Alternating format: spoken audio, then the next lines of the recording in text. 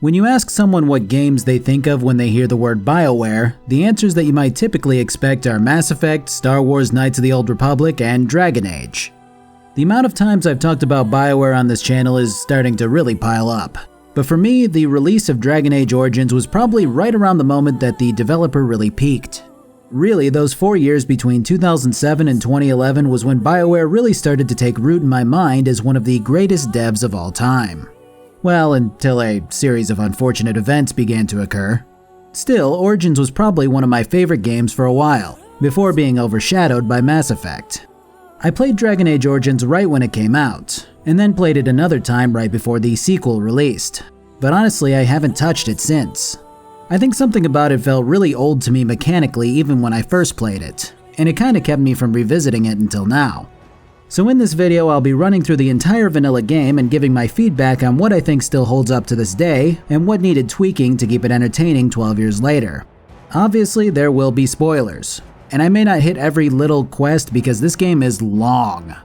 Before I begin, I'd like to direct you to my twitch.technicalview channel. It's where games that specifically aren't Among Us happen. Streams happen most Mondays, Tuesdays, and Fridays. How exciting, I know. Secondly, I have a new storefront with clothing from Represent. The shirts are higher quality than before, and I've got some new and returning designs on there if you like clothes. Do not look at the site if you don't like clothes unless you're just trying to be mad. And finally, this video is sponsored by Keeps, which I'll talk about more in a bit. Alright, let's get to it. So right away we get our standard BioWare options, though Dragon Age's menus are extensively better than Mass Effect's. But the menu does have some odd quirks. Like the game wants you to log into BioWare's servers so that you can send feedback automatically so they can improve their game. Yeah, I wonder when they last did that. Yeah, so Jim from Texas is saying one of the dwarf's beard meshes is clipping through his chainmail. Beyond that, you've got to log in for premium content and the like, which I'm not doing. I'm pretty sure this is the Ultimate Edition, so I should be fine there.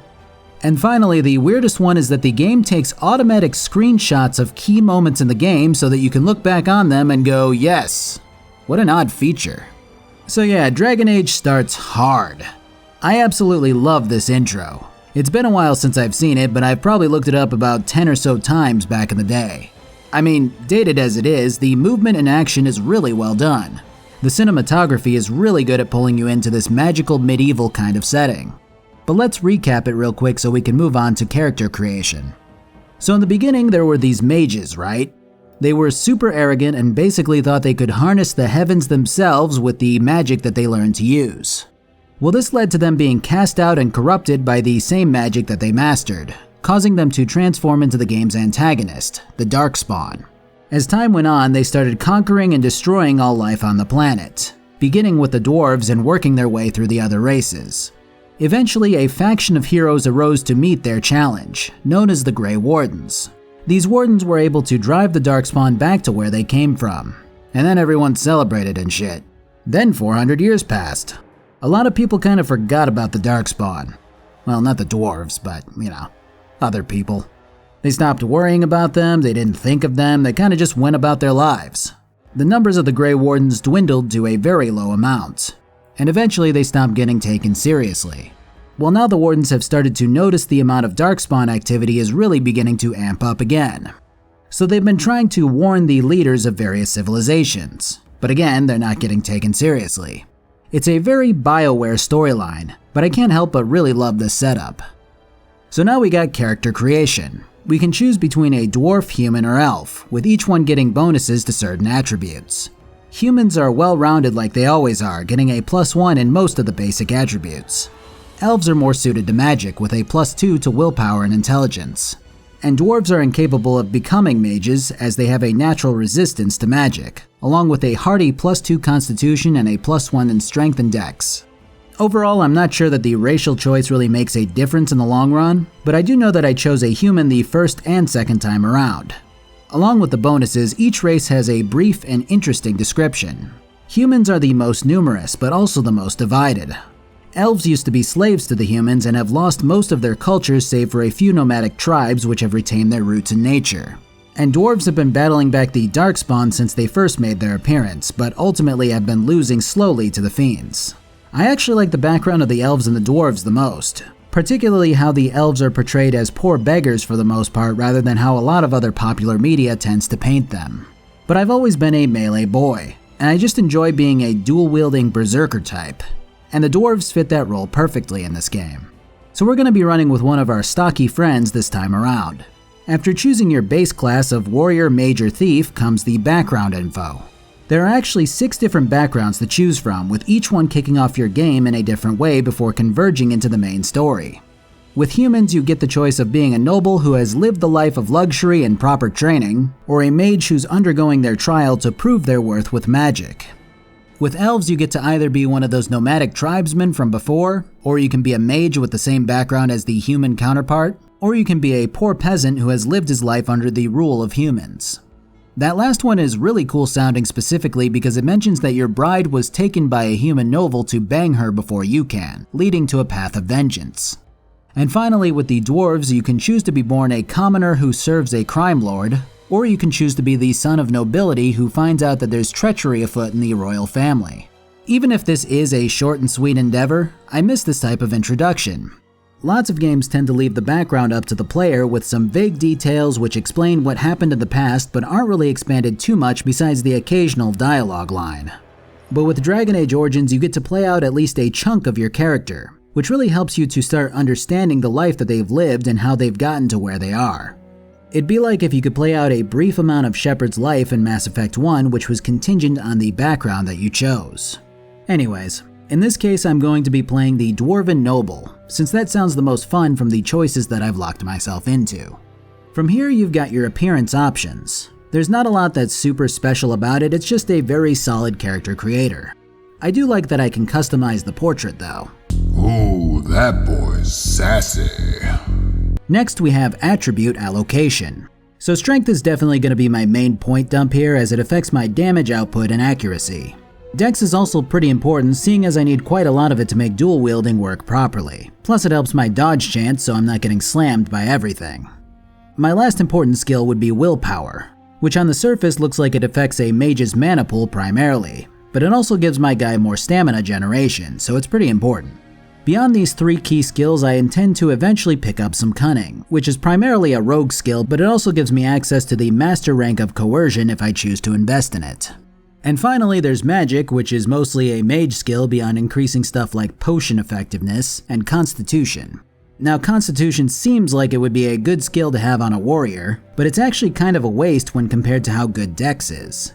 Dex gives you a flat chance to dodge every single time you sink a point into it, in addition to helping you hit more frequently.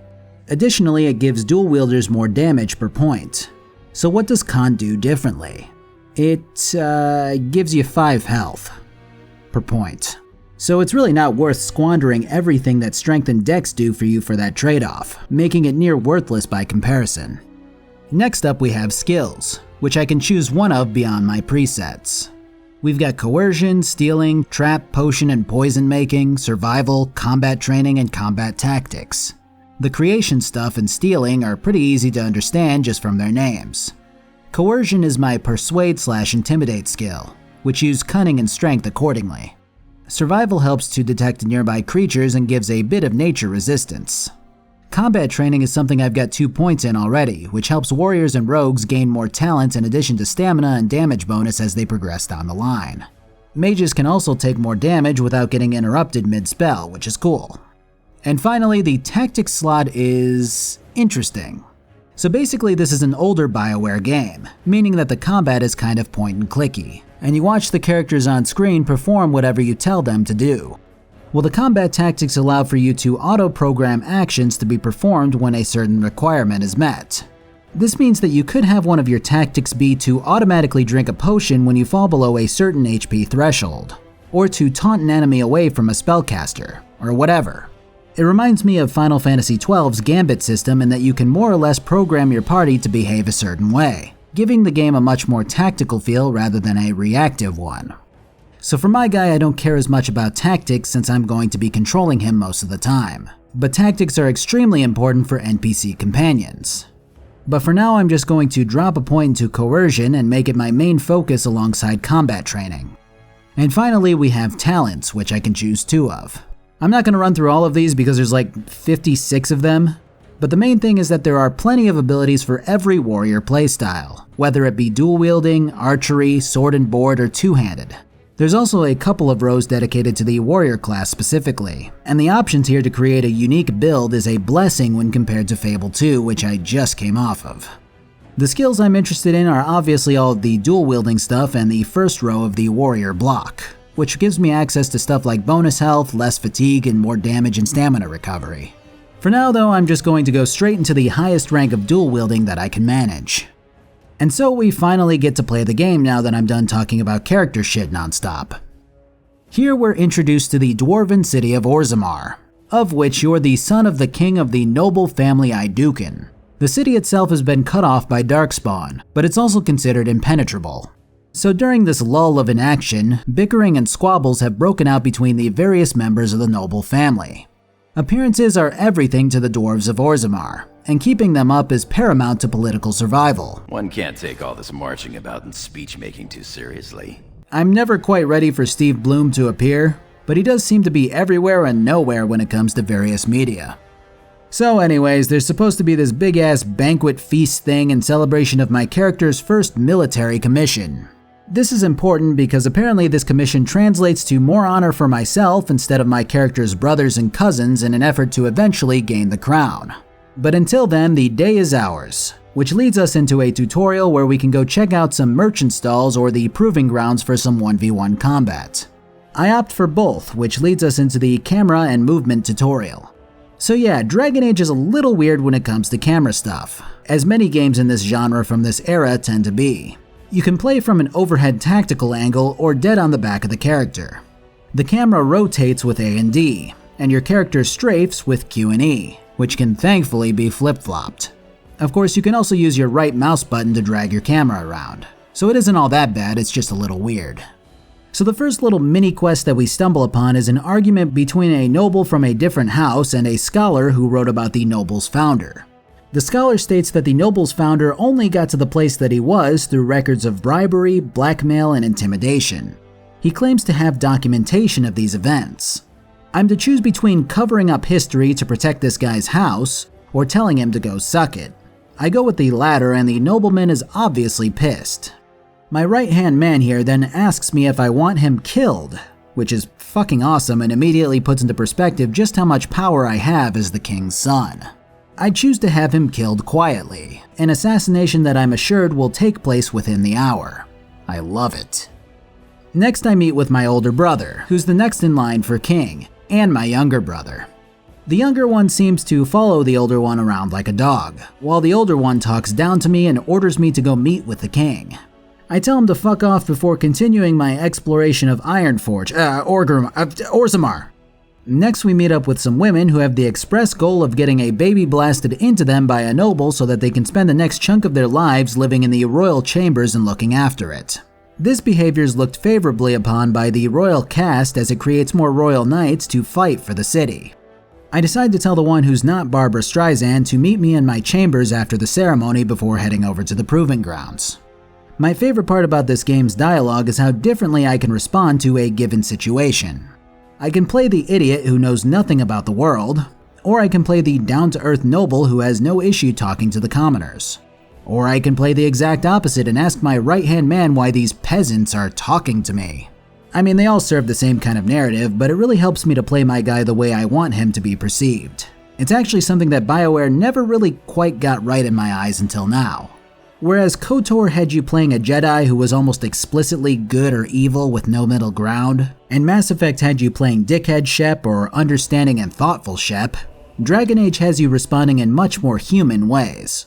Whether those human ways be arrogance and conceit, or sensible and rational. Anyways, next I wind up fighting in the Proving Grounds, despite it being an event held in my honor. This is pretty straightforward, as I have no active skills that would be usable while dual wielding. And the whole thing amounts more or less to a series of cutscenes in which I take down 4 warriors in combat. I then win the ceremonial helmet which was commissioned as the prize, only to realize that I'm just short of strength to wear it for now. So I pocket it and head back to the royal chambers, where another nobleman beseeches me to vote a certain way during the banquet. You see, the dwarves are a very proud race, but they're also very flawed.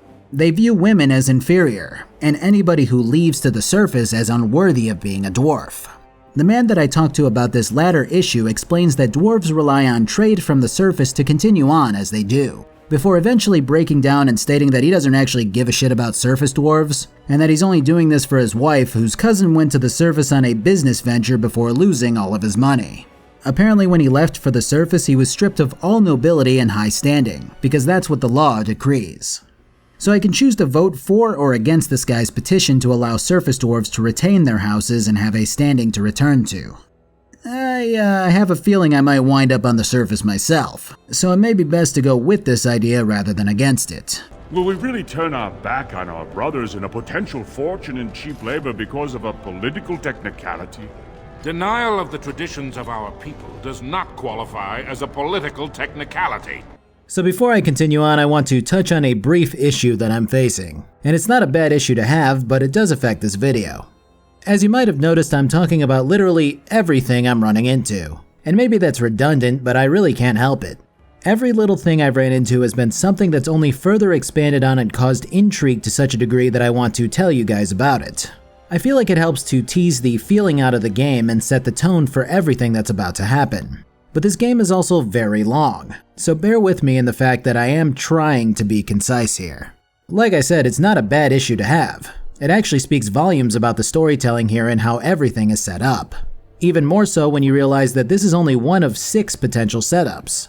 But this game does a really good job at making you feel like this powerful royal heir who's respected and admired by those who come from lesser roots, while also making you wonder what things would have been like if you had chosen one of the other background stories.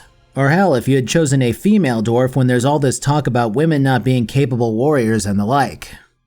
Anyways, so I go up to meet my father before proclaiming that the surface dwarves should have their rights returned, which gets a gasp from the crowd of 8 dwarves and nothing more. Kinda thought the king would have something to say about that, but whatever. Then he introduces me as the next commander who will lead in the battle tomorrow against the Darkspawn. Orzammar's next commander! Accompanying me on this endeavor is the leader of the Grey Wardens in a human kingdom called Ferelden. After the meeting, the king wants me to grab my older brother Trian and send him his way. Of course, my younger brother is with Trian as always, and he seems to be getting sick of getting bossed around. When Trian leaves, the younger brother tells me that Trian is now trying to kill me because he's afraid that the assembly will vote to have me as king instead. Both the younger brother and Steve Bloom tell me that everyone knows that I would be the better ruler, as I'm more personable and honorable than he is. The thing is, this younger brother of mine has been following around our older brother this entire time, and I just don't see a reason to take his word with no evidence. In fact, I'd wager that he wants me to kill Trian so that he can blame it on me and take the crown himself. I mean, look at this shifty fuck. But we'll see. For now, I choose not to kill Trian, though this choice is a pretty tough one. So the next day we all meet up. The battle plan is laid out, and the younger brother tries to manipulate the king into having the dwarves fight on the front lines for honor instead of the humans, again pointing at him maybe being the treacherous one here. I'm then tasked with splitting off from the main force to go reclaim the shield of our ancestor, which would bring great glory to House Iduken. So now we get to the actual exploration and combat gameplay of the game. It again plays a lot like a CRPG mixed with BioWare's brand of auto-attacking, a bit like an MMO at times. You gather up some scouts to form a makeshift party and then get into the groove of knowing how to manage your men. I have to say that the tactics system is fantastic here for having certain party members isolate a mage or a rogue and harass them while you clean up the main warrior force. Well, eventually we make it to a group of mercenaries which have arrived before us. Persuading them nets us the information that they got the signet ring which is required to open the door to this area from a servant of Trian. Again, all evidence is pointing to the guy trying to kill me, as the mercenaries soon attack us after this conversation, but I'm just not convinced. It's way too obvious and in your face to be the only thing happening here, and I still suspect my younger brother of being the traitor. Well, we recover the shield, and sure enough, we stumble upon Trian's body. I'd imagine that I would have been blindsided by this if I was younger or just not accustomed to BioWare writing, but up strolls my younger brother along with my father who claims that I murdered Trian. What makes this better is that the scout and the seemingly honorable man who I dueled in the fighting pit backs up my younger brother, stating that I murdered Trian in cold blood before taking his signet ring. The king doesn't know what to believe. and instead has me taken prisoner to be judged by the assembly. I'm not sure if it'll be addressed, but it does seem strange that if I wanted my brother dead, that I'd do it before recovering the shield, and that I'd take his ring. But we'll see. So now I'm in a new game of Elder Scrolls, and I get to create my prisoner before exploring Tamriel. My right-hand man stops by one last time to tell me that my younger brother got the assembly to vote against me defending myself, instead exiling me to my death via fighting Darkspawn until I drop dead. Alright, so the logistics don't matter, my younger brother just overrode everything that had to do with justice. Though I still have to wonder why the king doesn't get a say in the matter. I mean, when I do get ready to step into these tunnels, the lord who is sending me off tells me that he believes that my brother set me up, and that he would tell the king this information. Which, I mean, yeah, shit, apparently the king just has no say when put against the assembly. Fucking Congress ruining my medieval fantasy games too. This introduction to the game is frustrating. You start at the top, the very highest that you can be, more or less. And you get cast down into nothing thanks to politics, your name stripped from history.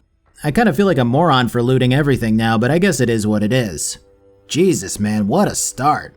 And this was just one path. Like, holy shit. What a fantastic way to kick off your game while also burning a bit of vengeance into the player.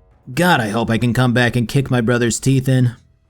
So it is worth mentioning before we continue that I did start another character to play through the human noble storyline. It's actually a lot shorter, though I was also running through it quickly to compare the two storylines. As a summary though, you start as the son of a noble in Ferelden. These nobles are called Terns, and they're basically akin to dukes and duchesses. They serve the king, but also rule over their own lands. Beneath them are the Arls, who the Terns assign to further manage their lands. So king, then Tern, then Arl. Anyways, your brother is about to head out to face the rising Darkspawn threat at the behest of the Grey Wardens, alongside your father and your father's friend, Arl Howe. When Duncan shows up to recruit a capable man into the Wardens, Howe seems surprised and a little on edge at his arrival, meaning that he's our betrayer this time. It's interesting because you really only catch on to these little expressions and inflections of voice when you're looking for them. If you're just mindlessly playing the game, a lot of this stuff might go over your head. At any rate, you run to give a message to your brother before having to retrieve your dog from the larder while killing giant rats. Giant rats? It's like the start of every bad adventure tale my grandfather used to tell. Then you go to deliver the message to your brother, which is that he's to leave early without your father because apparently Howe's men are running late. You go to bed and wake up to the castle being under siege by Howe's men, who arrived late in the night. Then you fight your way through the castle to an escape route only to find your father bleeding out. Your badass of a mother who's fought with you up until this point decides to stay behind to protect her husband and buy you and Duncan time to escape with your dog in tow. It's again a pretty brief intro, but I would say that I actually prefer the Dwarven noble start just due to how much more intrigued I was in all of the political stuff. And then the whole betrayal of everyone besides your right-hand man is a lot more infuriating than being betrayed by a man who has less than 3 minutes of screen time. I'm obviously not going to run through every intro, I guess I was just more curious than anything else. Speaking of, the Dwarf Noble intro still isn't over. I now have to bumble through this series of tunnels to find Duncan and pick up some new gear. When I eventually stumble upon him and his crew, one of them asks me why I was exiled. And Duncan goes, whoa, let's not offend him. I want him. I tell him what happened anyways, and then we get 4 options to say yes to leaving before we travel over to the Grey Warden camp in Ferelden, which is exactly what happened with my human noble. So now we find ourselves in the ancient fortress of Ostagar, which is said to be the last stand against the Darkspawn for the human kingdom. Apparently, if the Wardens lose here, the Darkspawn will surely push north and swallow the kingdom. When we arrive, we meet up with the King of Ferelden, Cailan. Cailan is actually kind of interesting in that I found him to be cheerful and fun to talk to as a human, but almost dismissive and condescending as a dwarf. You see, as a human, he obviously knows more about the various areas of the land. So when you tell him that your father is dead due to Howe's interference, he gets concerned and upset, claiming that Howe will pay for his transgressions after the Darkspawn are taken care of. Whereas when you're a dwarf, you can tell him, yeah, dwarves don't usually come up here by choice. And he's like, wow, what a story! Man, sounds like a good one. You'll have to tell it to me sometime. Anyways, I got a lot to do. And then when he asks about the king, you can go, well, I'm his son, but he was doing fine. And he's like, oh man, you're just full of stories, huh? Like, just think about the implications from what my character just told him, especially when you consider the fact that the son of a dwarven king may very well become a king, and forging a relationship with that individual might foster great relations between your races. And yet there's no concern or worry about pressing for details, just a dismissive kind of nod at your character. Anyways, the king dismisses himself while very confidently proclaiming that the Darkspawn have turned out to be much less dangerous than he thought. He laments the fact that he isn't going to be part of some fairy tale struggle in which he fought with the Wardens against some horrible threat, which says a lot about his character in its own way. You're then told by Duncan that you can scope out the camp and meet up with one of the other game's main characters, Alistair. Yes, I was harassing you by delivering a message. Your glibness does you no credit. Here I thought we were getting along so well. I was even going to name one of my children after you. The Grumpy One. Yeah, Alistair is a bit of a smartass. He was formerly a Templar for a holy order known as the Chantry, which partially uses their resources to hunt down rogue and blood magi. Well, after Alistair got recruited by the Grey Wardens, he had to basically start working with the magi in order to defeat the Darkspawn. He doesn't seem to care about the mages personally, but he does have to work around the open hostility between the Chantry and the mages at the king's behest. So our guy joins the party as a medium armor wearing sword and board protective type. From here we can explore the camp, which I did a bit of on my own before meeting with Alistair. There's a quest to help out a dog by retrieving some medicinal herbs out in the woods, a bit of background about the Darkspawn and how the mages around here work, and a bit of info about the relationship between the king and his father-in-law, who happens to be a Terran. I'll touch on the last one a bit for now, but this video is going to drag on if I dive into every little detail. Basically, the king is foolhardy about the whole Darkspawn ordeal, and his father-in-law's been fighting him about it at every single turn, claiming that he's just young and unwise to the ways of the world. For now though, let's focus on the ritual which every Grey Warden must undergo before becoming part of the ranks, the joining. While not explicitly explained yet, the joining requires us to procure 3 vials of Darkspawn blood and bring them back to Duncan. He also mentions that we should try to keep an eye out for an Old Warden holdout. Inside this holdout is supposed to be some treaties from an era with promises that were made to the Grey Wardens to aid them in the battle against the Darkspawn by various nations. And so we head out to the wilds with Alistair and the 2 cannon fodder allies. The gate's open for you. Just be careful out there. Even a Grey Warden won't be safe in the forest tonight. Yeah, alright, sure. What's gonna be out here that puts us in danger? After exterminating the entire forest wolf population, we continue to fist Darkspawn until we find the ones that have blood in them. It's a very video game thing. You would think that every Darkspawn would contain blood, unless they carry around vials of their own blood, which might be the case because it seems to be pretty toxic to other life. Then again, they also have a lot of currency on them too, so who knows. At any rate, we nab up a few additional quests, grab whatever little fetch things I may need, and so on. Eventually, we stumble upon our next primary party member. You fear barbarians will swoop down upon you. Yes, swooping is bad. This is Morrigan, a badass shape-shifting witch who's eloquent with words and snappy with replies. Though we don't get to the shape-shifting stuff yet, so sorry for spoiling you. I will try not to spoil the rest of the game over the next 2.5 hours. So Alistair immediately shows disdain for Morrigan, as he suspects her of trying to turn us into frogs or some such nonsense. Morrigan laughs it off before claiming that her mother was the one who took the treaties from the chest in this rune. We go and meet her mother, who gives us the treaties before warning us that Darkspawn are mean and bad. Then Morrigan escorts us back to the camp. So now we reach the joining ritual, in which we're to drink the blood of the Darkspawn in order to become immune to its blight and gain new power. Of course, the joining comes with the caveat that you might die upon drinking the blood. So Cannon Fodder 1 steps up and chugs the delicious spawn goo. He does not make it. Then number 2 gets a little bit scared. I mean, this guy just guzzled the forbidden beverage and straight up died, but come on! What a coward, am I right? So Duncan fucking kills the guy. Alright, I gotta pause here because I initially had issues coming to terms with this display. So the Wardens are a secretive order of beings who specialize in killing Darkspawn. Back in the day, there were no shortage of them. This is likely due to desperate times leading to a group realizing that drinking magically prepared Darkspawn blood had a chance of creating legendary fighters. And because of that desperation, I doubt that they kept the whole process under wraps. I mean, they needed to push back as fast as possible, and the only way to do that was to get as many as possible to drink, I would imagine. Obviously, this is all speculation, but either way, we're now in the same boat 400 years later. But in this case, the whole process is kept a secret. To someone unfamiliar with this whole ordeal, it might be fair to say that Duncan overreacted here. That the fact that the wardens have to chug blood like a fresh Gatorade should be public knowledge so that more wardens can be created to fight the Darkspawn threat. But 1, if there were suddenly tens of thousands of superpowered beings roaming the world, I imagine humanity as we know it would just simply cease to exist, and God knows what other threats might arise due to this behavior. 2, people oftentimes hear one part of the story without listening to the rest. In this case, the blood isn't drank directly, it's prepared magically. If someone were to drink the blood without this preparation and survive, they would likely be turned into a blight-carrying diseased shell of a human. And 3, the Chantry absolutely despises magic, especially blood magic.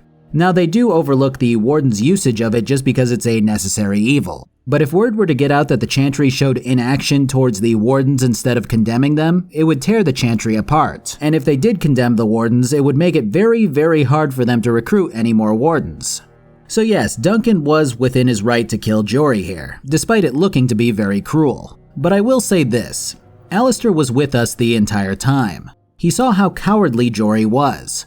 He saw that he wasn't cut out to be a warden. He could have simply reported this to Duncan and then they could have just cut him out from the process and sent him home. But I guess it is what it is, and although the whole thing is a little short-sighted, Jory was warned that there was no turning back, and that the joining was exceedingly dangerous. Either way, I drink my cup and see the Dragon Age origin before being proclaimed a Grey Warden. Funnily enough, I do get the option to ask Duncan why he myrtleized Jory. And he goes, "Well, I mean, he pulled out his weapon, bro. Can't ignore that one, bro." Which honestly, had he taken the time to explain everything or part of what I just said, I feel like it would be a lot easier to digest. But Jory didn't pull out his weapon and lunge, he backed away and was panicking. If Duncan had backed off and showed that he wasn't going to do anything hostile, I doubt he would have attacked. I guess you never know though. I just wish Dunk would have explained it better.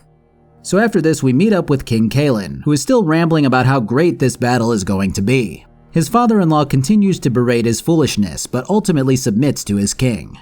The battle plan is for the king to take his soldiers to the front lines, while Alistair and I go to light a signal for his father-in-law Loghain and his men to join the fray. Alistair voices his dismay at not being able to fight on the front lines, but eventually gives in. We then get treated to a spectacular cutscene of the start of the battle.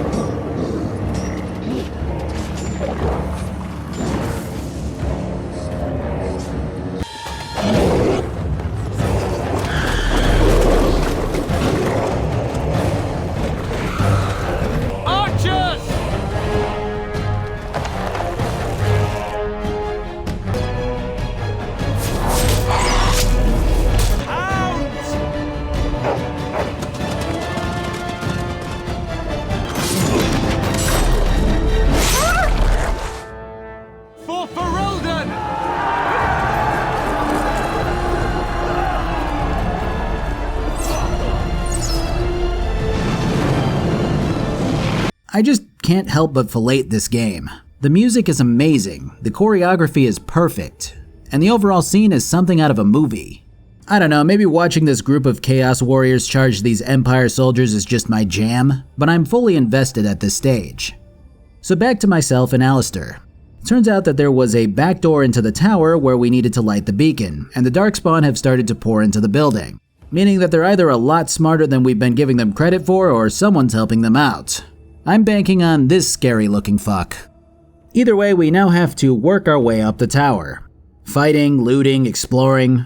I do have to say that while I jumped into this game thinking that the gameplay would be ridiculously clunky since that's something that I do actually remember about it, it isn't all that bad, at least not on PC. I feel like it was probably more of a controller console thing. But on PC it's pretty intuitive and does things right for a lot of the time. That said, there is a formula to all of these areas so far. That formula being walk into the area, get swarmed by enemies, kill the enemies, loot whatever else, and then repeat. And that does get old very quickly. It's not like I'm hating my life right now, but the combat alone could definitely use a bit of a revamp, as there isn't a ton to it right now. I'm sure this will get better down the line, but for now it generally tends to be pretty boring and less about positioning and strategy. Well, right as I started bitching, BioWare decided to throw this big meaty chud at us. This is an ogre. On the surface, it looks like the kind of fight that you could heal through while sustaining damage. In reality, this fight is fucking ridiculous at this stage. I know how stupid I sound after just complaining about how simplistic the battles were with no real strategy, but this is the exact opposite issue. I tried micromanaging and healing people who were getting targeted. I tried pulling aggro with Alistair while everyone else jumps on the thing. And eventually the only strategy that I could actually manage to pull off was exploiting the ogre's AI and kiting it around the room while everyone takes pot shots at the thing with bows. This isn't grand strategy that feels rewarding. This is a poorly designed fight at this level, with the skills that I have access to. And again, I know that I was practically begging for this, but it really doesn't feel fun to have one of my guys get picked up and punched repeatedly to death with no means of escaping. And it feels really bad when the ogre teleports both itself and its melee attacks to hit you no matter how far away you get from it. The fight would feel completely different if you could get away from its shockwave attack by stepping out of the range, or sidestepping its bull rush. At least then you could poke and run as a melee fighter. But either I got some bad luck with the hitbox or this thing just slaps someone no matter what when it does an attack. Because there were moments where I clearly got out of the range and it still smoked me. Like I said, later in the game this fight would have been pretty damn cool because I'd likely have a party that's been filled out and customized and had tactics built into it to adjust to this threat. But as things stand, this is too early for a fight where I have two no-name party members alongside my two melee-oriented main guys.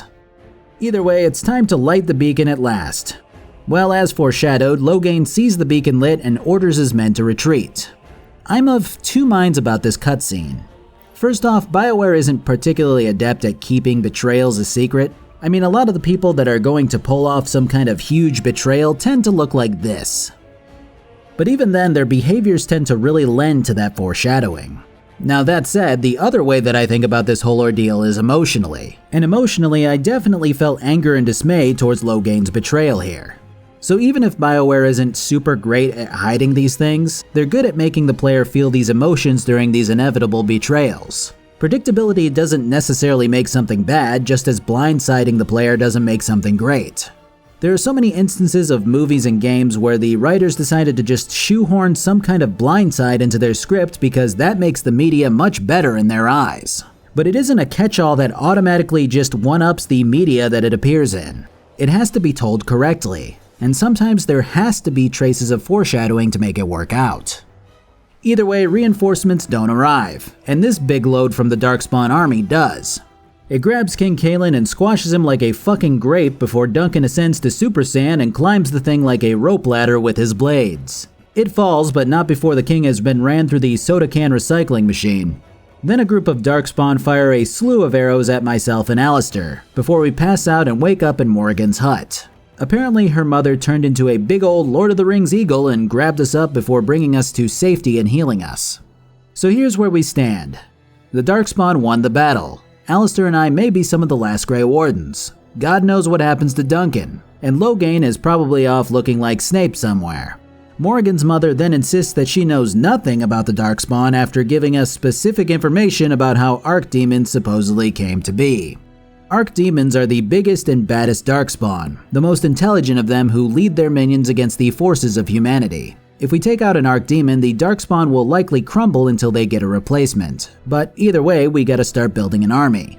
Alistair claims that Arl Eamon of Redcliffe will definitely help if we seek his aid, along with the other civilizations if we put those old treaties to use. Then Morrigan's mother, Flemeth, insists that we take her daughter along with us. Morrigan protests, but only because her mother is telling her. She really does want to leave the wilds, she just hates being told what to do. I resonate with that on so many levels. So it's off to a small town outside of the wilds for any word of news, with Morrigan leading the way.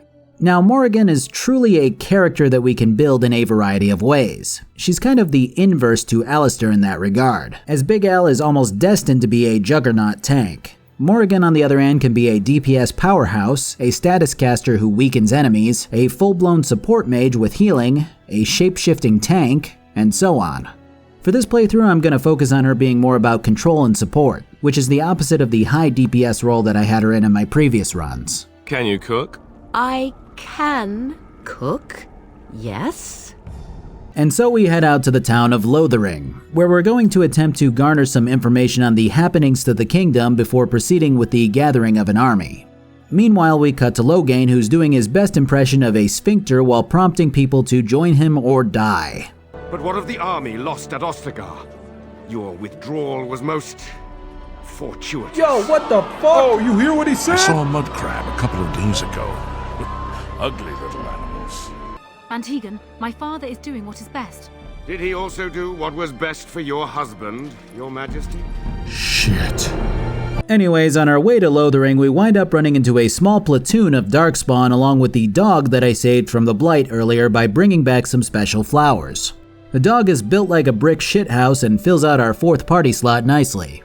Unfortunately for us, Loghain has pinned the blame of the king's death on the Grey Wardens, which is idiotic because why the fuck would they? We're told this information by some highwaymen who attempt to rob us.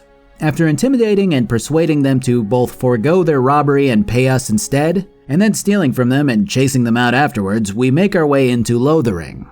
From here we lay out the plan of action, with our options being to seek out Arl Eamon for help, or to go to the nomadic elves, the Circle of Magi, or the dwarves for help. Morrigan continues to berate Alistair for his existence while suggesting that we simply kill Loghain instead.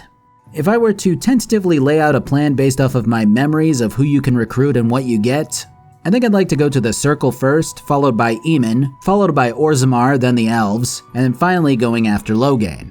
This amount of player choice is a breath of fresh air when compared to other games in the genre, and it reminds me obviously of KOTOR and how we can approach things. But I'll kick around Lothering first before solidifying my plan. The main thing that I learned in Lothering is that these refugees got a lot of shit lying around to liberate. The second main thing that I learned is that Morrigan and Alistair are difficult to impress at the same time. As with most BioWare titles, there are romances and friendships and all of that. And the frigid and intelligent yet unwise in the ways of the world Morrigan and the sarcastic and a bit oafish Alistair are kind of hard to keep happy at the same time when interacting with others. Side quest wise, there are quite a few things to do around Lothering. Settling a dispute between a merchant and some refugees, killing off bandits, making poison for a farmer, bringing potions to some refugees, shit like that. Nothing particularly revolutionary, but XP nonetheless.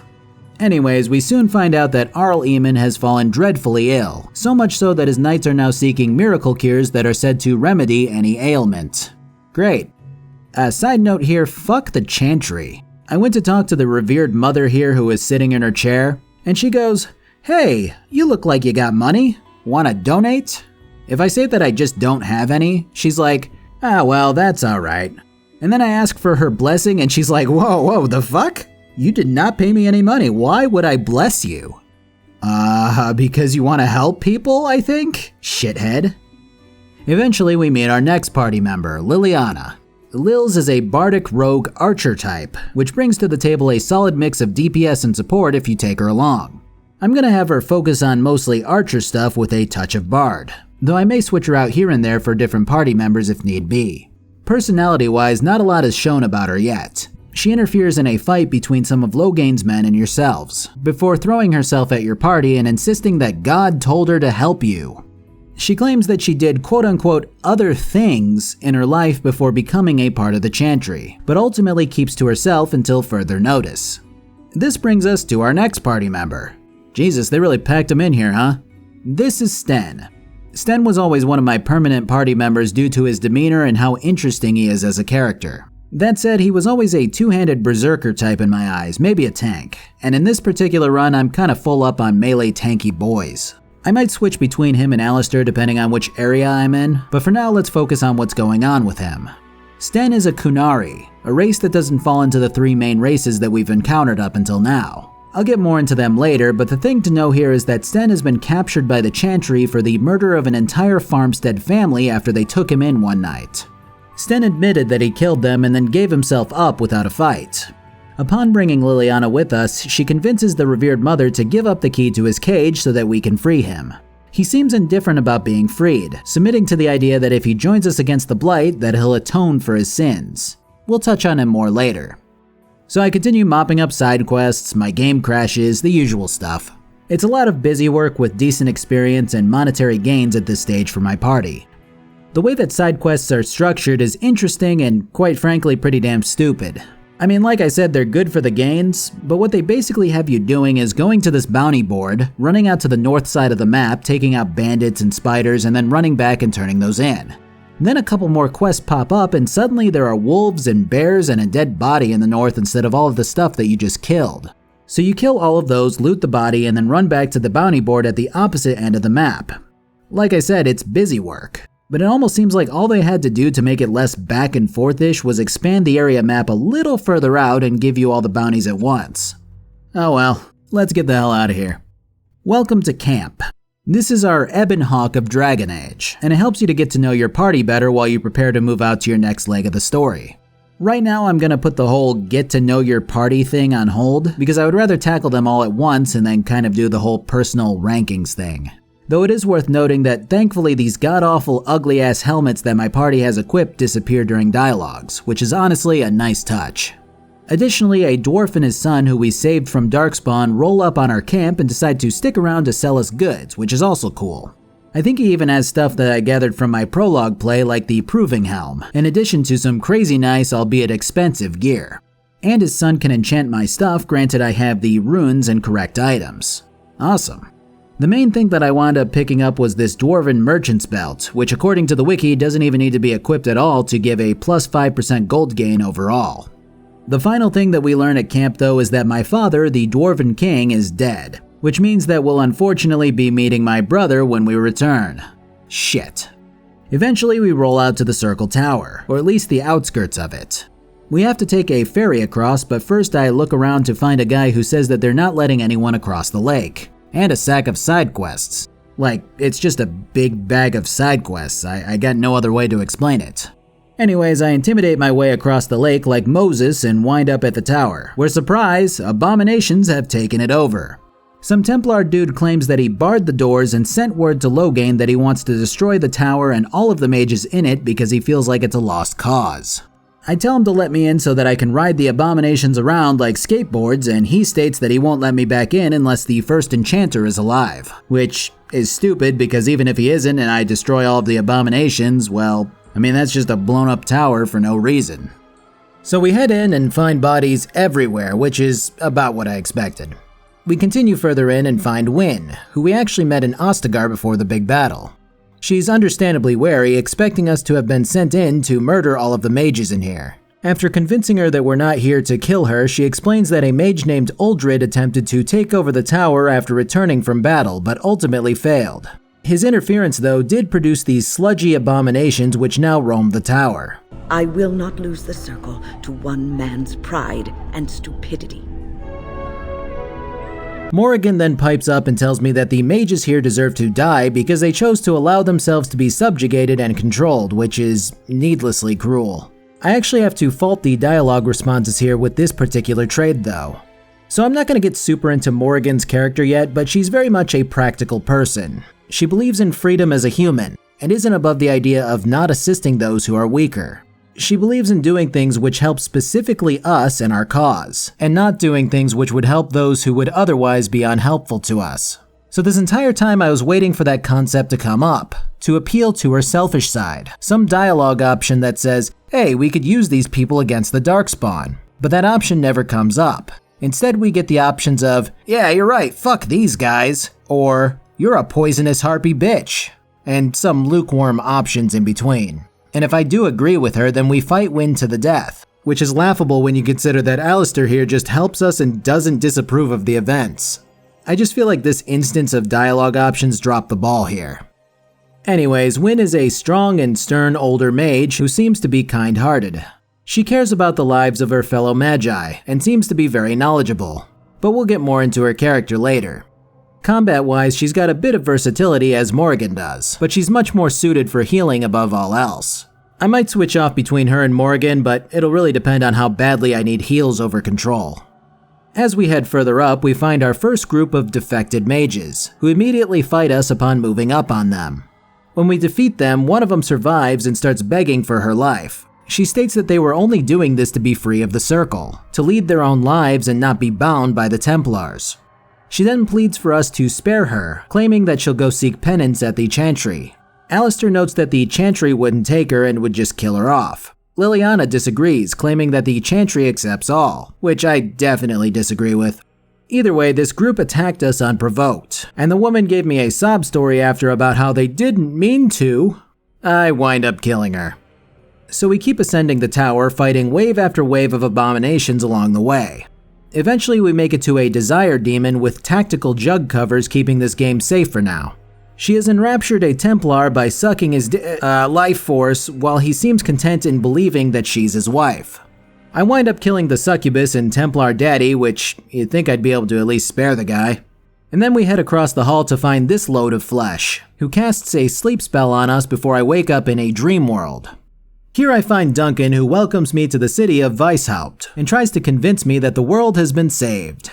I stick him in the gut with my sword and use his body as a fidget spinner before moving further into the dream, or rather, the Fade. The Fade is a realm that many living beings have different ideas about, but for our purposes, it's a mix of the afterlife and a dream world that's connected to the living world. When we head to the next part of the Fade, we're greeted with a menu depicting a map of different zones to choose from. The mage, who's also trapped in this world, fills us in about this chunk of the Fade, claiming that the sloth demon who put us to sleep has underlings here who he's employed to keep anyone who he sends to the Fade within it. So I head off and find someone who has turned into a mouse. They impart a shape-shifting magic onto me, so that I can squeeze through mouse holes. It's a pretty cool mechanic in that it uses the pre-existing ability and creates puzzles around it. Plus, transforming into a mouse causes your game to crash as a bonus, which is a really unique feature. BioWare taking a page from Daddy Bethesda. So the Fade as a level is actually something that pops into my mind more often than not when I think of Dragon Age Origins from a visual perspective. So you take your mouse form here and wind up freeing someone from the Fade, and then you learn how to shift into spirit form, which allows you to access certain doors and treasures that are usually otherwise inaccessible. These treasures aren't material, but they are permanent stat boosts, which is an amazing treasure to find seeing as there are 21 points to scrounge up throughout the areas. After freeing someone else, you get a fiery form which allows you to bypass walls of flame, and eventually you gain a big-ass rock form to knock down these heavy doors around the Fade. Once you have all the pieces to the puzzle, your goal becomes to destroy these demons that guard your friends while sponging up points along the way. It's a really cool and difficult at times challenge, which takes a long while to navigate. That said, it does become rather old after the first half hour or so. Which, to give you a frame of reference, I spent a good 2 hours or so in the Fade total. So yeah, cool idea, but it needed a bit more to keep it fresh beyond the transformations. Because honestly, a lot of it looks very samey. And once you get the 4 forms, it becomes less puzzling and more straightforward. Regardless, I wind up rescuing my party slowly but surely. Each one is trapped by demons who have preyed upon the emotion that they're most likely to give into. Liliana is in prayer with a demon who took on the form of a revered mother. Alistair is happy with his half-sister and her family. Wynne is lost in dismay over the idea of all the mages being dead. I try to persuade each one into helping me, but Wynne is the only one that I can manage to convince. And every time, they wake up and I remain stuck here. The thing is, these visions were all tailor-made for the people affected. And while I would have loved to see Morrigan or Sten's visions, what irritates me the most here is that the player's vision is of Duncan. The player character knew Duncan for about a week or so, I would imagine, and you'd think with all of these custom and unique starts that the game has, that they would have seen something from the past, like my guy's father or something. It just seems like a missed mark there. Eventually we make it to the end of this hellish ordeal and face down the Sloth Demon. At first I was gonna comment on how lots of the boss fights in this game seem to just be a reskinned ogre from my first fight at the other tower. But this guy is fucking tough. And he actually does go through 5 different forms, which is insane.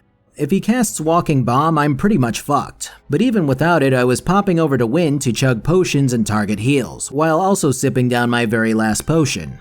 Good God, talk about a difficulty spike. Though I might have been better off over in Redcliffe with the Arl first, so maybe that was my own fault. Still, the challenge was enough to keep me hooked with the way that I did this. So after the demon falls, the tour guide who greeted me when I came in tells me that he was being fed on for too long, and that he would soon die outside of the Fade. Then he tells me about 4 or 5 different times to take the litany off of his body, which would help me prevent against blood magic. which tells me that if I forego this pickup, that I'd probably be facing a much greater challenge. He also tells me that Uldred was trying to get the circle to rally behind Logain's betrayal, and that when he was shot down by the first enchanter, he used blood magic along with some other rebels to unleash what the tower is currently undergoing. So we finally make it up to Uldred, who is in the process of turning more mages into abominations. He claims that these forms are the most powerful that a mage can be, and spouts off some other such nonsense before he transforms into 2 ogres and a trench coat. Aesthetically, I like this boss fight better, but when compared to the sloth demon that we just fought, I'd have to say that this fight is a lot easier and more direct.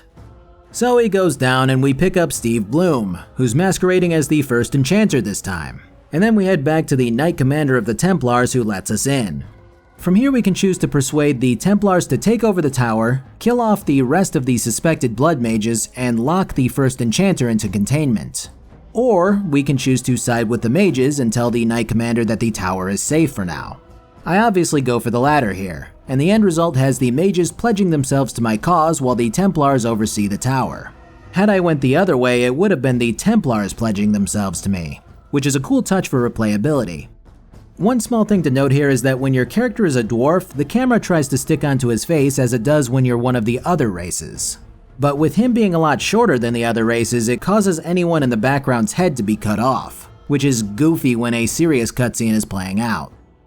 So it's back to camp where I can chat up my party and all that. It's worth noting that various gifts can be found and bought throughout your adventures, which can then be given to your party members to improve relations. It's definitely a great way to still roleplay as the character that you want to be without worrying too much about the disapproval of others in your party. Also, it's worth noting that the romance scenes in this game are, they're very awkward to look at. I mean, in the end, I don't expect it to be super hentai squirt adventure, unless I installed some illicit mods. But I guess I don't really feel particularly moved by it.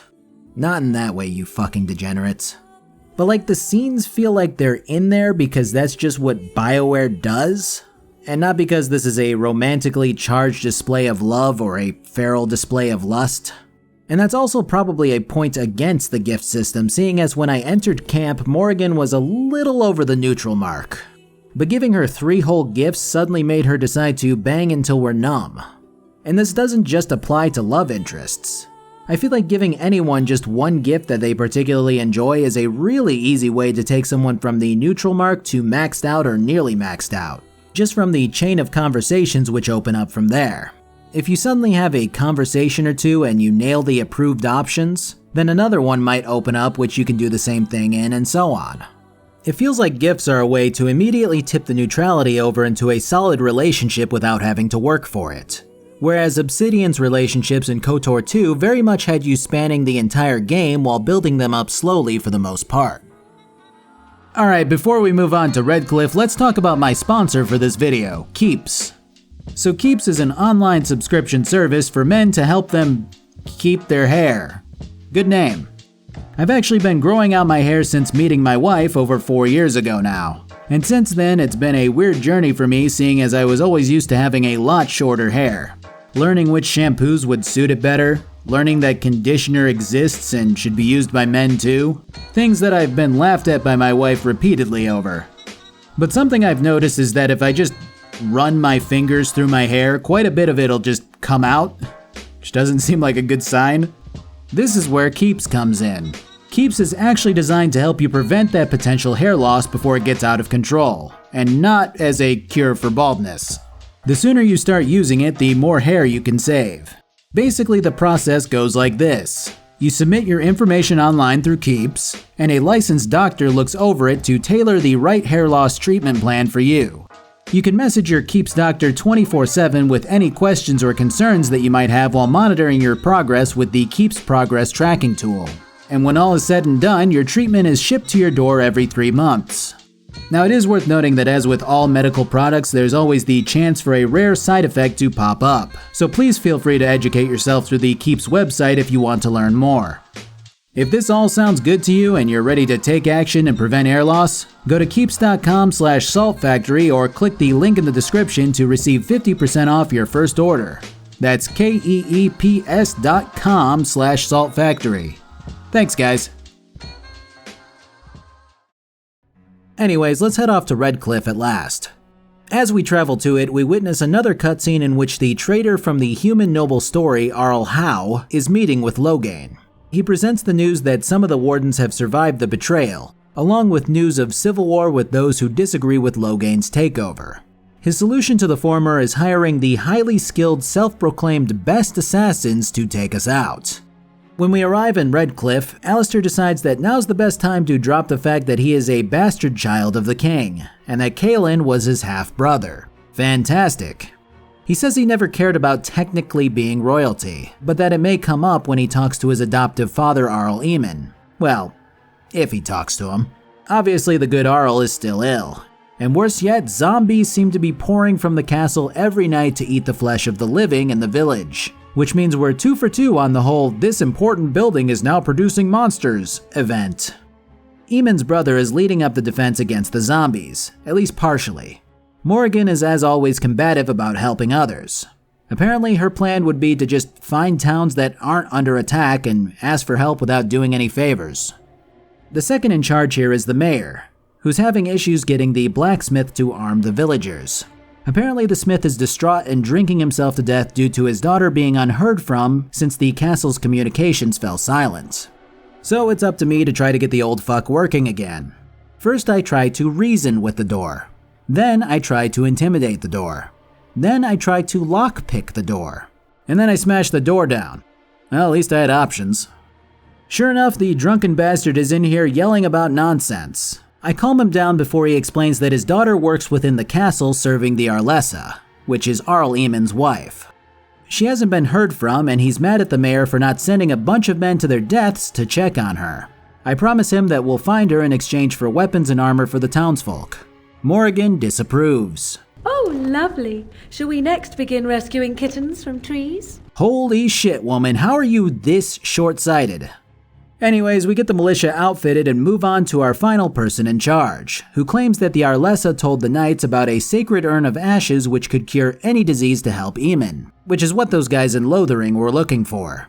At this stage, things aren't looking too good for the Arlessa's reputation, as the blacksmith already told you that his daughter had been saying that the Arlessa has been up to no good for a while now. Anyways, the only thing that this guy wants is a blessing from the revered mother in the chapel. So I start exploring around town before stumbling upon a tavern. In this tavern sits an elf who is super shifty. It's not one of the assassins, but it is someone who claims to be waiting for his brother. My what? Oh, yes. He was supposed to meet me here. He's not a very good liar. So I intimidate him into telling me the truth, which is that he was sent here by Arl Howe to watch the castle for changes. Nothing more than that, just to see what happens. Which is obviously telling that Loghain and Howe had something to do with this whole zombie thing, or at least with Eamon's sickness. Beyond that, I happen upon a dwarf who can be persuaded to fight with the village along with his men, and a boy who locked himself away from his sister, who I returned to her safely. The revered mother claims that the knight on the hill wants her to physically shield him with some kind of holy magic from God which doesn't exist, and I try to convince her to just lie to him but ultimately fail. So we're ready for our zombie invasion now, I suppose. A side thing to note here is that I wanted to figure out how to recover Sten's sword, but there's this pseudo-time system in this game once certain events get triggered. So moving out to a different part of the map causes the invasion to trigger without me, which is a nice touch. I decide to forego the sword hunt for now to reload my save as to avoid the circumstance where I'm not there to help with the actual invasion. So the resulting cutscene basically has this shit cloud pour down from the castle and stop in front of us. It's actually one of the more video game-ish things in this game, because the whole problem with the zombies comes directly from the castle down a path every single night, and it retreats during the day. Wouldn't it have been better to just march with the hired mercenaries and the knights up to the castle during the daytime and try to infiltrate then? I mean, yeah, the blacksmith has to create new arms and armor for the militia, but those are just peasants with rakes and shit. They can just hang out in the village while we take care of the problem during the daytime, but whatever. So the actual attack isn't us marching up the hill, it's simply defending the town from a lot of zombies. I made the mistake of running forward at first, which got me killed eventually, but the second time around I held out with the other knights at the bottom of the hill. Then the second part of the invasion begins, in which the zombies come from the lake somehow, which has us fighting another massive wave of enemies. When all is said and done, the sun rises and Ban Tegan now feels confident enough that we've thinned the ranks so that we can go march up to the castle. Which, okay, I guess that's decent logic, but it still seems like we could have just done this yesterday. Oh well. Well, here comes the Arlessa down the hill to tell us that Ban Tegan must return to the castle alone because an evil spirit has taken over the place and allowed her to go specifically to bring back him and him alone, which again is super suspicious. And her porn acting isn't very convincing either. But that's not on the voice actress. In fact, I think the actress did especially well at conveying someone who's bad at acting, which isn't easy to pull off. Anyways, she babbles on about a mage who unleashed the evil the village is dealing with, while simultaneously poisoning the Arl for a while now at the behest of Loghain. She's definitely hiding something, but you can't pry it from her yet. Ban Tegan is a good man who decides that even if this is a trap, he'll go with her while sending us through a secret passage connected to the mill. Now, I do wind up touching on this a bit more during my points about Alistair's character, but it's probably a good time to mention here. So Alistair was raised by Arl Eamon when the king didn't want him to get in the way of his true heir, Kaelin. The Arl raised him like his own son, but eventually fell in love with his wife, the Arlessa that we just talked to. Well, Alistair tells you that the Arlessa absolutely hated Alistair. She made his life hell and constantly tried to make him feel like an outsider in his own home. That alone should point out a lot about her character and her potential motivations here. But like I said, I'll dive more into that later. So we head through this passage only for the plot to thicken when we run into an imprisoned mage. He immediately goes, "Oh yeah, I poisoned the Arl, but I did not make the zombies." Huh, I actually believe that. Basically, he was hired by Loghain to poison the Arl, because he manipulated him into thinking that Eamon wasn't good for the Empire. But that's not all. Arlessa Isolde was the one who hired him in the first place to tutor her and Eamon's son Connor in the way of magic. She didn't want the circle to take Connor away to teach him, so she was having this guy teach him instead to suppress his magic. The tutor thinks that it's possible that Connor inadvertently opened a rift into the Fade which caused this, but he's unsure of that. The guy seems very remorseful for everything that happened because of him, and states that he wants to make things right if we set him free. Alistair wants him dead because he's a blood mage, whereas Morrigan wants him freed. Oddly enough, Liliana says that she thinks that he should be freed to make amends, but ultimately disapproves of me doing so. I think it was because I told him that I didn't care what he did after I freed him. After fighting through the castle and freeing the blacksmith's daughter, we eventually stumble onto this display.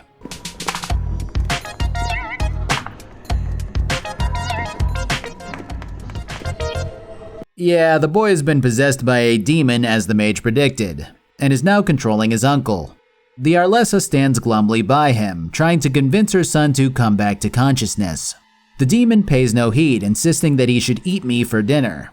After talking with the two, it becomes apparent that after the mage poisoned the Arl, Connor tried to break through the Fade to save his father's life. The demon that he found obliged in exchange for Connor's body, and soon unleashed the torrent of zombies which litter the castle's halls. Now I'm gonna come out and say this here. I was dead-ass convinced that this lady was behind all of this when I first played this game. Like, everything points to her. The gossip from the blacksmith's daughter, the stuff that Alistair tells you about her treatment of him, the porn acting when she comes down the hill and you question her motives. She really does look like the bad guy here, and during my first run I questioned BioWare's hinting with this particular chunk of the story. Like, it was so obvious to me that she was the one that did this. And I thought that the writing was too on the nose for her particular role in this play. But goddamn if the misdirection didn't completely throw me for a loop. I remembered this particular scene unfolding and being like, oh shit, I could have sworn it was her. But no, the mage who poisoned the Arl comes in and she loses her fucking mind on him, as well as she should.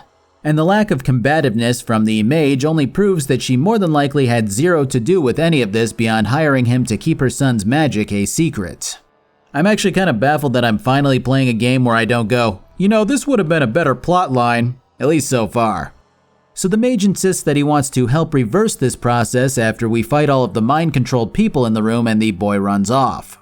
His suggestion is that we use blood magic to sacrifice someone in order to send one person into the Fade and kill the demon. Let me list the options that you have here in just this one particular moment just for reference. Okay, so you can kill Connor outright with his mom watching. You can knock his mom out and kill him after. You can have her kill him instead. You can have his mother sacrifice herself while you send a member into the Fade to kill the demon. If you killed the Blood Mage earlier in his cell, you can't do that. Or you can travel to the Circle and implore them to help without blood magic in order to spare both Connor and his mother. And you can't do that at all if you sided with the Templars.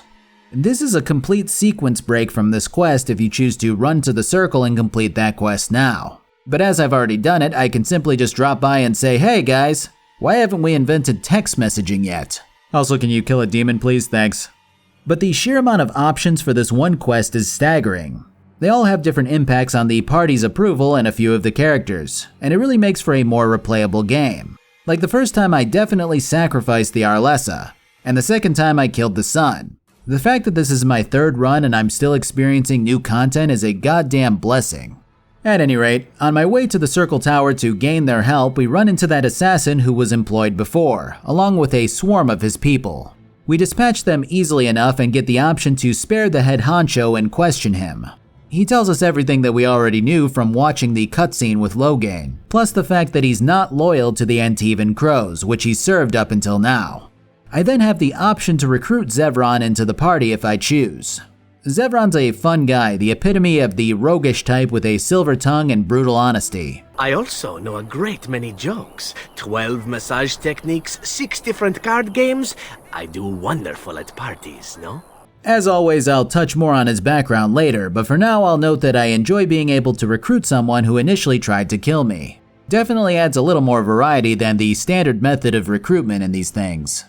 So we make it back to the Circle and ask the first enchanter for help, who immediately dispatches his men to do just that.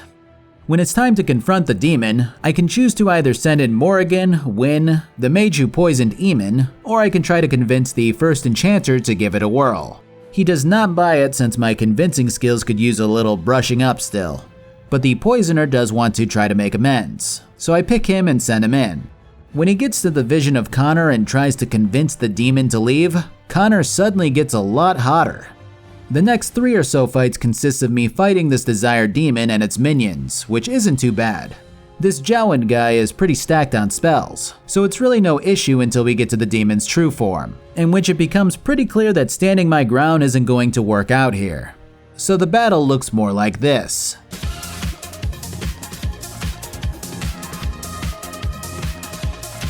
Yeah, 1v1s in this game are not particularly enthralling, to be honest. It's the same kind of issue that we had with the ogre at the start, except Jowan can actually heal himself despite having no potions. So the demon does go down, it just takes a while. After it falls, the cutscene that plays next is everyone burning the bodies of dead villagers and the like in a Viking funeral, which is an odd transition so suddenly. After this, we cut back to the interior of the castle, where it seems like Eamon might make it. He's still out cold, but he doesn't seem to be getting any worse. Tegan wants to know what we should do with Jowan now that he's gone from potential assassin to potential savior. I tell them that they can do whatever they want with him and then fuck on off back to camp. The issue is that although Redcliffe is saved for now, Eamon is still comatose. So that whole sacred artifact that can cure anything is something that we actually need to track down when we can to garner some more support here. I'm pointed towards Denerim for that issue, so I'll get to that later down the line. For now, let's go kick my brother's face in. In this episode of Long-Faced Loghain and Sidekick How, everyone's unhappy. I have more news. Yes. Should we not be fighting the Darkspawn instead of each other? The nobility should be brought into line and then the Darkspawn defeated. We may not have the manpower to face the Darkspawn soon. Kalen approached your legions for support, did he not? Marek and I drove those bastards out! Did you kill Kalen? Kalen's death was his own doing. Not much more to be said. And so we find ourselves in the Frostback Mountains. After mingling with the merchants out here who apparently deal with the dwarves in addition to sitting out here and just being cold, we head further into my guy's home. Well, here on the front steps is a messenger from Loghain, who's demanding to get to the assembly in Orzammar to beseech them for help. The guard out front is not having it, and gives him shit for trying so hard before turning to me and calling me Kinslayer. I dispute this title, but it won't convince the guy obviously. Turns out that the king did indeed die from sadness, or so it was reported. and I have to present the Warden Treaty, which is meant for the Assembly's eyes only in order to bypass the guard. Well, things are not looking good for ye old dwarf kingdom. My younger brother Balin has descended the city into chaos, as the old dwarf Harrowmont from the start of the game, who sent me out into the deep roads in the first place, is now fighting his soon-to-be reign at every turn. This has caused squabbling between the two groups to escalate into full-blown killings in the street, as each side tries to take power. So now the city is open to us, which has us picking up some side quests and learning more about how the caste system and assembly works. Apparently when you're born, your caste is determined and you can't move up from it no matter what you do. The assembly is a group of 80 dwarves who happen to be lucky enough to be born into their caste. One of those assembly dwarves is doing his damnedest to rectify this old system and bring equality between the castes, which seems like a much better system, but ultimately likely won't happen. It's interesting because some of the dwarves here definitely are aware of who I am and treat me accordingly, usually with disdain. Others seem to have no idea who I am. Though that could just be a realistic thing where not every dwarf is aware of their leaders when they're working their asses off all day. Eventually we make our way to the Diamond Quarter with all of its nobles going about their lives. Our first stop is at Lord Harrowmont's estate, which has a guy out front going, "Yeah, well the world could end tomorrow due to the Darkspawn and all, but that ain't gonna stop us from trying to deal with your brother Balin today." These guys truly have their shit together. So the issue now is choosing between Harrowmont and my brother. Now I personally think that my history pushes my guy to fight for Harrowmont, obviously. But let's look at this whole thing as objectively as possible. So Balin definitely played us, right? But this whole culture of backstabbing and playing the other nobles is literally in the opening scene for the Dwarven Noble. It's a part of their culture, and one could look at Balin's betrayal and usurping of the throne as a well-played move. It's not so strange to think that our guy might respect this takeover as a well-executed method of doing what everyone does here. Additionally, Balin is a lot more radical and progressive of a candidate here. He wants to encourage more trade, possibly with the surface, and he wants to allow casteless dwarves to fight, which has been unheard of until now and may actually prove useful against the Darkspawn. Harrowmont, however, is a proponent of tradition. He wants to encourage and serve the old ways, the same ways which got me into this predicament. He believes in that same old honor system that every other dwarven noble believes in, while keeping the lower castes in their place. He'd be perfectly fine with remaining in isolation, cut off from the world without helping against the Darkspawn. But all that said, he didn't stab me in the back the way that Balin did. It's honestly a contest between my guy's personal interests and the good of the people. Because as much as I want to stick it to my brother because of what he did, I think that his policies are the better way to go for the rest of the civilization as opposed to Harrowmont's old ways. So fuck. I came down here to kick ass and chew bubblegum and I'm all out of ass. So I guess let's back out of the Harrowmont route and go meet with my brother. Unfortunately, meeting with him is an impossibility until I've proven my loyalty for obvious reasons. I think that's the thing that's jabbing at me the most. Yeah, respect for Balin's 5-head plays and all that, but I really hate that my guy's getting looked at with disgust for something that he didn't do. Anyways, the assembly is in complete chaos, and that's not going to change until I step in. So my first step to making that change is to expose Harrowmont's bribes to a couple of assembly members as false. This means showing 2 of them that Harrowmont promised them the exact same land if they voted his way. The problem is that, like I said, Harrowmont is an honorable man. And bringing these papers to the historical records area of the Diamond Quarter proves that these papers are forgeries. But I mean, if forgery is the straw that broke the camel's back here, I imagine that slaying your brother and framing the other brother would be a lot bigger. So whatever, let's go fully ingratiate ourselves into the political process. The first one goes off without a hitch, but the second one's father is currently on an excavation run into the deep roads. Meaning that we'll have to go track him down with this info so that the vote will go Balin's way instead. But before that I head over to Dust Town, which is the poorest part of Orzammar, and is where the casteless dwarf starts if you choose that origin.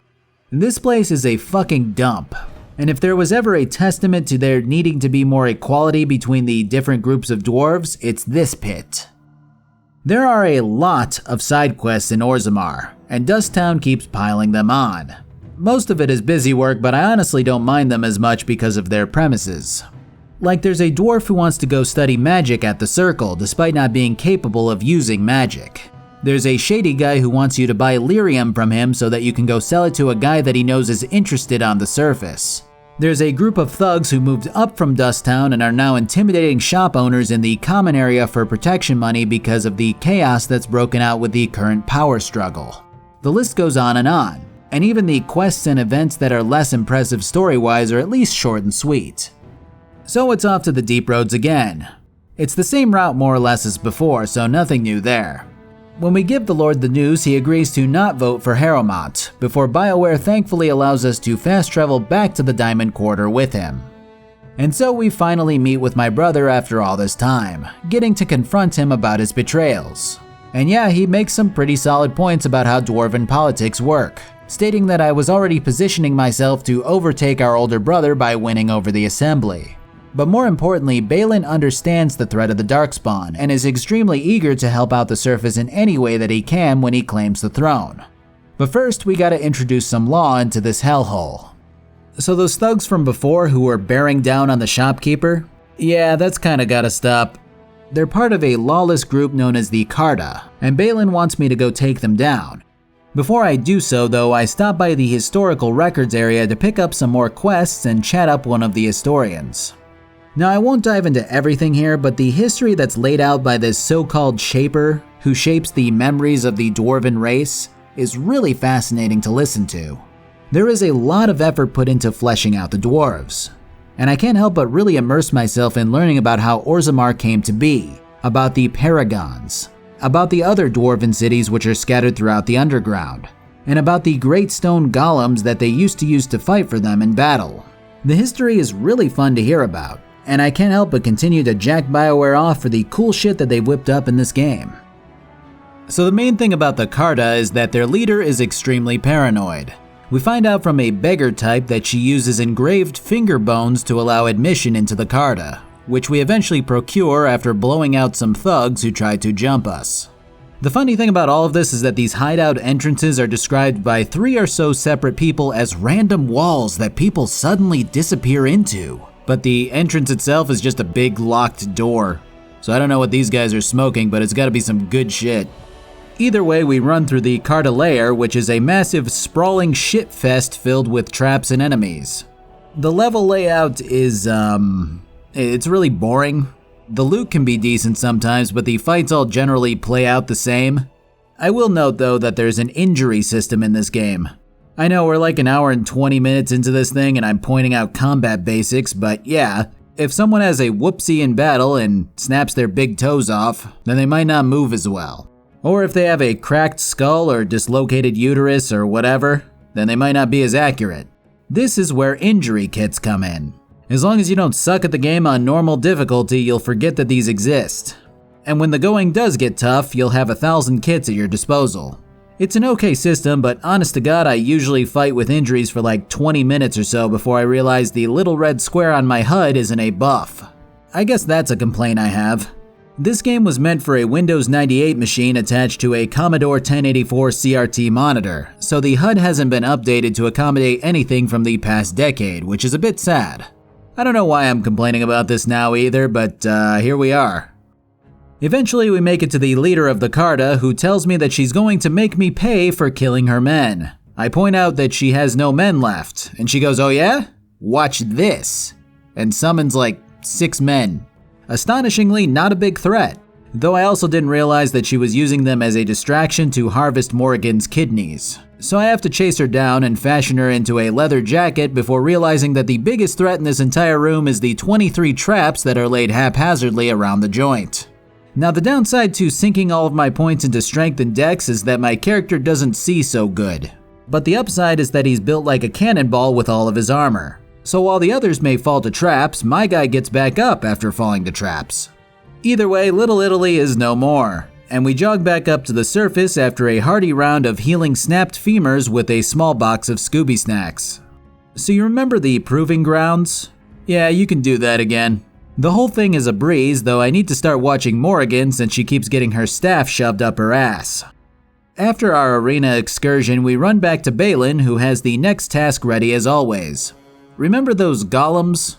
Well, they were an invention by a paragon who was ridiculously skilled when it came to crafting.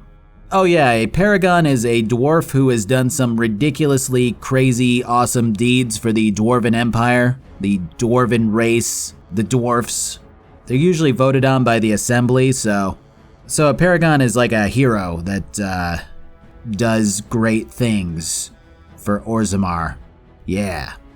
The knowledge of how to invent the golems was lost hundreds of years ago, and a new paragon named Branka recently took an entire house with her to the Deep Roads to try and find the Anvil of the Void, which is where the golems were created. And now we're to go to try to seek her out in the hopes that her throwing in with Balin will auto-win over the assembly. On our way to the Deep Roads, we run into our final vanilla game companion.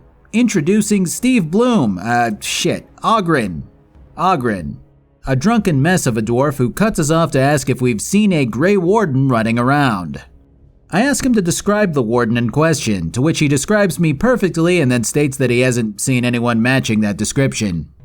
After pointing out that I may indeed match that description, he settles for me with a sigh before explaining that he's the only one in the city who's been trying to look for Branka at this stage. Well, until now. He knows what she looks like and where she was looking because he's her husband, and he wants to pool our knowledge to try and find her. Combat-wise, Oghren is pretty straightforward. He's a berserker, which is the class that I've been wanting this whole time for my guy, and he hits like a Mack truck when he gets going. I don't necessarily want to replace Liliana with him, but I feel like I might want to here just for the plot. By my ancestors, this is a wonderful gift! As we start down our path to Branka, the game actually tries to save Oghren's life. You see, as we're fighting, the game crashes, but I foolishly relaunched it because hey, why wouldn't I? Unfortunately, this causes Morgan to actually kill Oghren right after the fight. A handsome man with women fawning over him. It must be very difficult for you to handle. I do not blame your envy, however, especially considering that the chances of any woman who is not struck both blind and dumb of providing you the attention you crave is slight. Quiet you. You can't get under my skin. Were I you, I would simply give up all hope of knowing another woman at all. Or have you already? A wise move, if so. Forget I said anything. Trust me, dwarf, I already have.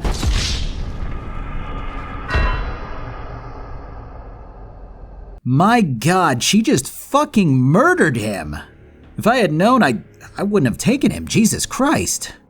So this next leg of the journey is the most harrowing yet. It's constant battling of darkspawn, little raptor enemies, and spiders.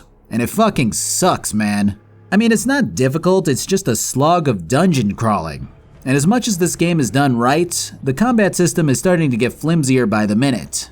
And I know that some people are enthralled by this kind of combat. Hell, I wouldn't say that I mind it, honestly. It's just not quite there for me personally to keep long stretches of it interesting. It's kind of a hard thing to balance, because my preference of combat would entail a more action-based combo kind of fighting. I'd likely use a controller and just enjoy slicing things up. But my issue is that when combat systems tend to gravitate towards the more real-time oriented action, they completely drop the good stuff that the older, more point-and-click combat provides. In this instance, it's the tactics system. What I would ideally want is something closer to a less quick-time event-ish God of War, or maybe something Souls-like, but with the tactics system retained for my party. I know that's just not what this style of game is, and I do respect it, but this is just my 2 cents with my own preferences. At any rate, we start to stumble into the area where Branka is supposed to be, and wind up taking out more spiders and some spiritual ancestors of various dwarves.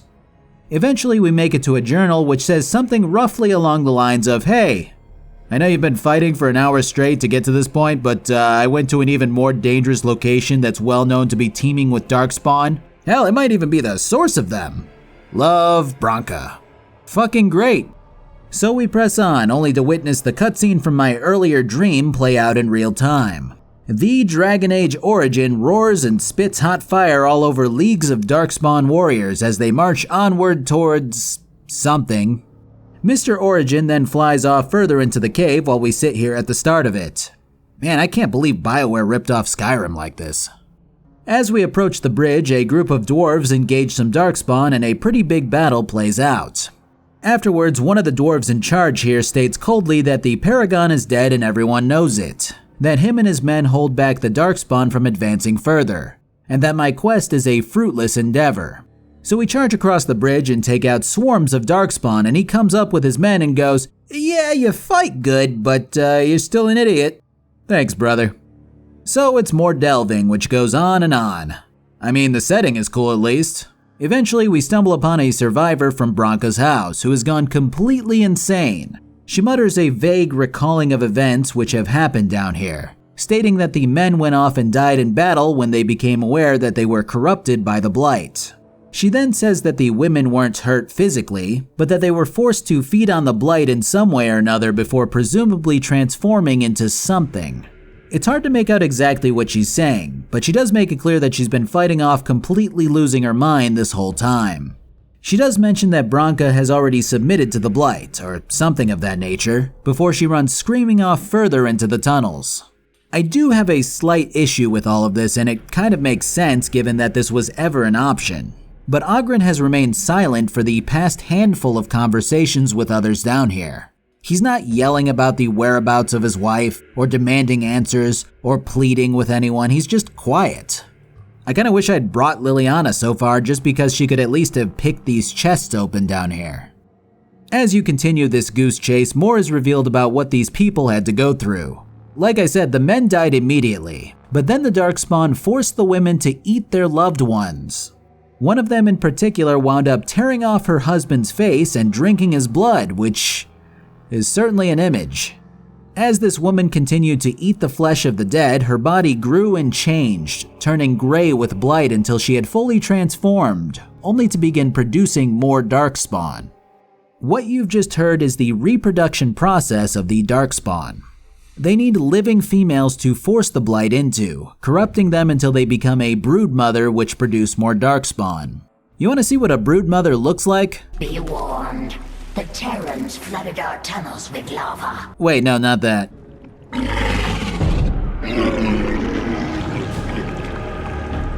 Jesus Christ, dude. I am never gonna get used to that scene. But yeah, these things are, man. You know what the best part about all of this is? If they had just simply surprised us with this thing as we rounded the corner, yeah, it would have been off-putting, but it would have been more of a what the fuck moment rather than a moment of horror. The way the dialogue was paced so perfectly as you crawl your way through these sacks of burbling flesh bags, describing the process of someone becoming a broodmother. God, what a fantastic way to introduce something so grotesque. Hats off to BioWare on this bit, they absolutely crushed it. The broodmother fight itself is tough but fair. Morrigan still isn't as much of a healer yet in my party as she is a controller entity, and you can't control much here besides the 1 or 2 Genlock soldiers which show up here and there. So I actually had to pop over to her and give her a few commands while also playing a lot more of an active role when it came to potion popping and the like. It was a fun fight, and if I had been more passive and less tactful in the way that I approached it, I would have easily been wiped. After this, we thankfully don't have to march another mile to get to Branca. Instead, she leaps out completely fine and starts talking down to us. How can I phrase this delicately? Oh yeah, Branca's a complete bitch. She dismissively notes her husband, stating that he's a useless drunk and that I must be his newest errand boy sent down here for her. She's clearly obsessed with getting to the anvil, which is apparently locked tight behind tons of traps that were invented by the former Paragon himself. This means that she doesn't care about returning to the surface or who sits on the throne. All she cares about is getting the anvil operating again, and sees all others as expendable. I imagine that when she began this journey, she probably did care more about others.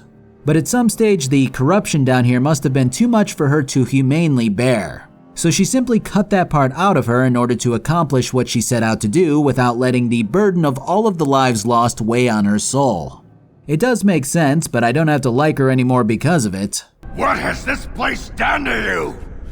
I remember marrying a girl you could talk to for 1 minute and see her brilliance. I am your paragon. Weird answer. The next stretch of road has Branca locking us down to one path, which we're then forced to go down while fighting waves of Darkspawn, all while she's monologuing at us. So I may have given her the benefit of the doubt because it sounds like she may have always been like this. It really is hard to tell, especially when she goes on about using her own people as live bait to test the traps throughout the Anvil's outskirts. When they began to give up on her and insist that they return back to Orzammar, she allowed for them to be killed off and transformed by the Darkspawn so that she could then use the Darkspawn to test the traps instead, as a never-ending supply of test subjects. It's wickedly evil in the service of something noble, and I hate to admit that I can actually see the raw logic in her thinking. And so we press onward, fighting off golems and wading through a trap room filled with poison. At one point we fight a boss consisting of these stone faces which rotate and spit out spirits. When a spirit is slain, it activates these 4 anvils. Sending the spirits from the anvils back into the stone faces causes damage to the monument. It takes a total of 8 hits, 2 on each side, to silence the thing for good. It's an awesome boss fight, I enjoyed it quite a lot. And finally we reach the end, where the former Paragon stands, reincarnated as a golem. He begins speaking to me, telling me the story of how he came to be this way. You see, he did discover how to create these golems, but what he didn't tell anyone besides the king at the time was that they were forged using living beings. At first they only used dwarves who were willing, but then the king wanted more, and he forced the Paragon to use tons of unwilling sacrifices to create ever more golems. When the Paragon refused to do it anymore, the king had his own apprentices fashion him into a golem instead. But what they didn't know was that a control rod was essential to making a golem obey without question. So the Paragon fully retained his personality as he got Full Metal Alchemisted into the Iron Golem. Soon after, he shut down the forge anyway, but was unable to destroy the anvil, since no golem is allowed to touch the thing. He implores me to help him destroy the anvil before Branka comes running in screaming to tell me not to. This is our major choice of the area. On one hand, you can help this twisted individual to create more golems on the sacrifice of others, using them to create soldiers with the strength of a dozen men. These golems will be immensely helpful against the Darkspawn at the cost of potentially innocent lives. But on the other hand, you can help to end this whole thing and prevent any other lives from being forced into golem servitude. And after weighing the options, I just can't help but side with the golem Ketamine here. Branka's been on a warpath, and her staying here to create more golems would 100% result in innocents being sacrificed for this golem army. Maybe a more pragmatic Grey Warden would see this being the way to go, but I just can't do it. Morrigan, of course, disapproves. But I have to contest this one because she's like, oh, think of the power of creation that you're foregoing. But it's like, for someone with freedom as their #1 priority, would you personally like to be shoved into a golem and be made to obey? I actually get to tell her just that and she only disapproves a little bit. Man, what a stubborn character. Oghren obviously disapproves, but his dialogue says otherwise. He calls his wife out for being so nutty about this whole ordeal, before fighting with me against her. The fight itself has us fighting more golems and Branka herself, who has some tricks up her sleeve for the event. She goes down after a bit of persuading before I return back to Ketamine to ask what's next. With the matter of the anvil finally decided, Ketamine asks if we'd like a boon from him before the anvil is destroyed. I ask Oghren what he would want, seeing as it's his wife that we killed to get here. Oddly enough, Oghren asks if Ketamine can bring Branka back to life as a golem. I thought this was a strange request, but I guess definitely a human one. Ketamine of course declines, saying that he wouldn't do it even if it were possible. So he makes us a crown instead for a king of our choosing, before we run up to the anvil and obliterate it once and for all. It's kinda weird that a single hammer strike from the anvil's hammer would destroy it. I mean, it's literally made for getting hit with a hammer. But oh well, semantics I guess. Ketamine then thanks us one last time before flinging himself into the lava below, finally bringing an end to his 1,000-year existence.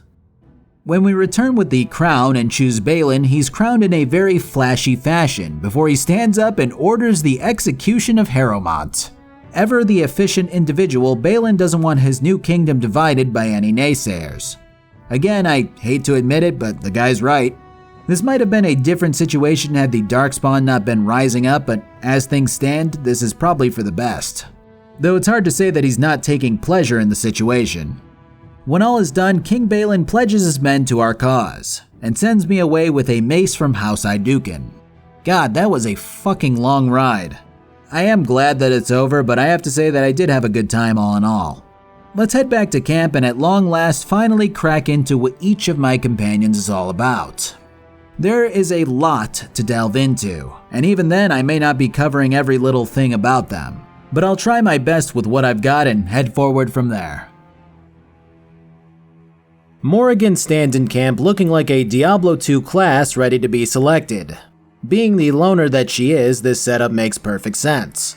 A lot of what makes her the way that she is stems directly from her mother Flemeth, because honestly, Morrigan's childhood seems as though it might border on child abuse at times.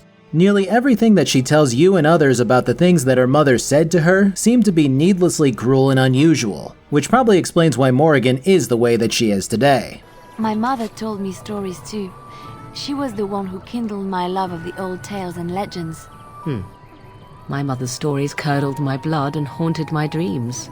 No little girl wants to hear about the wilder men her mother took to her bed, using them till they were spent, then killing them. No little girl wants to be told that this is also expected of her once she comes of age. I see. No, you don't. You really don't. The truth is, Flemeth was good at raising a survivor in a chunk of land that was uncivilized and surrounded by danger. Templars would hunt them down, seeing as they wouldn't submit to the Chantry and become part of the Circle. And Flemeth would send her young daughter out as bait to run screaming into the woods, which would eventually lead these Templars to their deaths. It's both the reason that she has such disdain for Alistair, and the reason that she became so adept at learning how to survive in an otherwise dangerous place while simultaneously being able to blend in with human society. And Morrigan proves that time and time again when she regales you with tales of how she ventured into human civilizations and taught herself how to speak to people properly and the like. Not that I did not have trouble. There are things about human society which have always puzzled me, such as the touching. Why all the touching for a simple greeting? She's fun to talk to because she's extremely intelligent to a degree where she questions why people would showcase very human traits, while simultaneously being able to manipulate them to a point where they never suspected her of being a witch. That said, she obviously has a lot of issues when it comes to helping people. Liliana speaks of the legend of Flemeth, the witch who was once a beautiful maiden who men across the land sought after. In her version of the tale, Flemeth married a lord and then fell in love with a bard, choosing to run away with her newfound love into the wilds. Years passed before the two were lured out by the news of her husband falling ill. When they went to pay their respects, they killed her lover, shackled her in a high tower, and then she took revenge by fusing with a demon and slaying everyone in the castle. Morrigan's story is a bit more interesting. She claims that her mother was initially married to the bard, who was offered a large sum of money by the lord to sell her to him. She actually agreed and the arrangement was made, before the lord had the bard killed and took her for free instead. She spoke with the spirits and had the lord killed before retreating into the wilds where she lived out her days. Soon it was stated that she raised an army of wild men to attack the civilized ones, and a great hero stopped the army while driving her back into the wilds. Flemeth claims that this never happened, instead stating that the hero killed his own people to gain power, and then blamed the civil war on her to make himself look good. It's an interesting divide in lore, and it's hard to say what exactly is true, but these tales only further reflect on why Morrigan is the way that she is. Now, this is a bit of a sidestep from describing Morrigan's character, but it's the reason why I even bothered describing her mother Flemeth in more detail. After you discover a grimoire which belonged to Flemeth, Morrigan begins poring over it in her off time, and she discovers that the reason why her mother has these myths about raising countless daughters, and that she's lived for hundreds of years, is because her mother uses those daughters as a vessel to keep herself young. When Morrigan finds out that she was nothing more than a shell for her mother to live on in, she's understandably furious. She immediately lays out a plan for you to go slay her mother without her, so that she can't instantly possess Morrigan's body when she falls. When you go to confront Flemeth, she's already wary of your approach. She doesn't deny the charges, but she does chastise you for blindly obeying Morrigan. Your options are to fight her or to simply bring her grimoire back to Morrigan and lie about you killing Flemeth. I opt for fighting her, which is, She will earn what she takes. I'd have it no other way.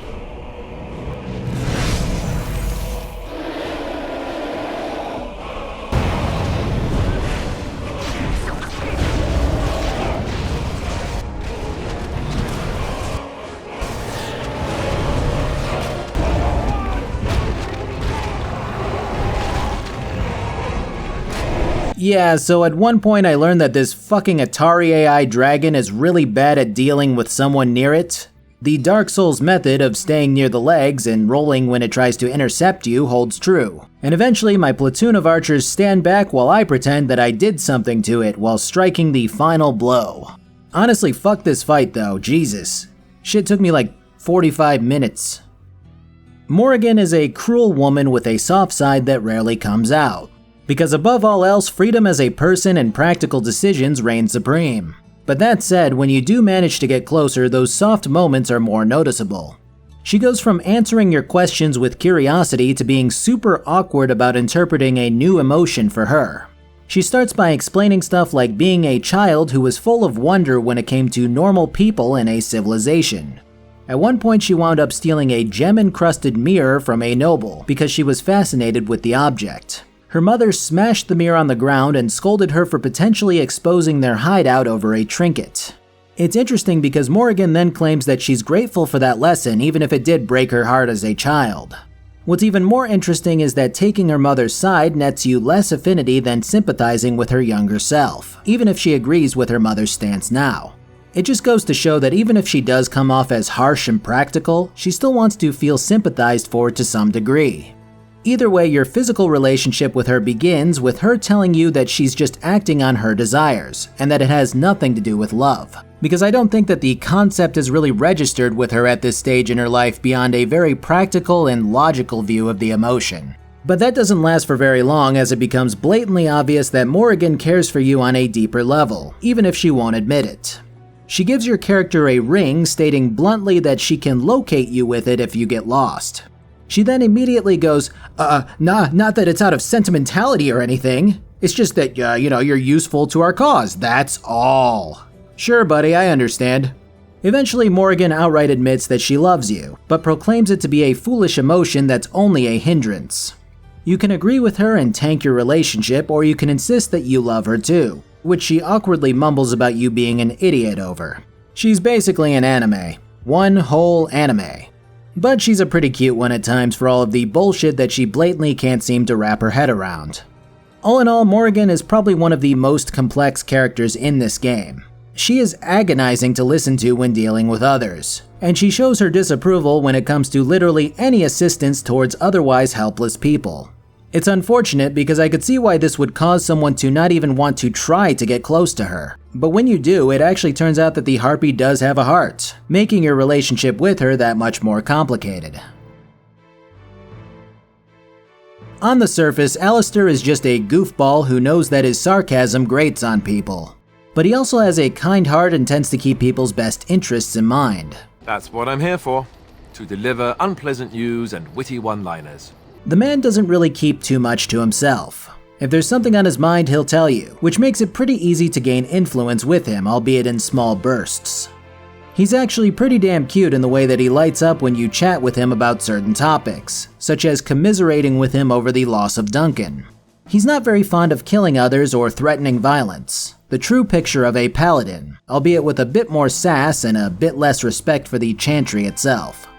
While not the most complex character, I found him to be a pretty solid picture of a good friend in a universe that has you diving into some pretty horrible places.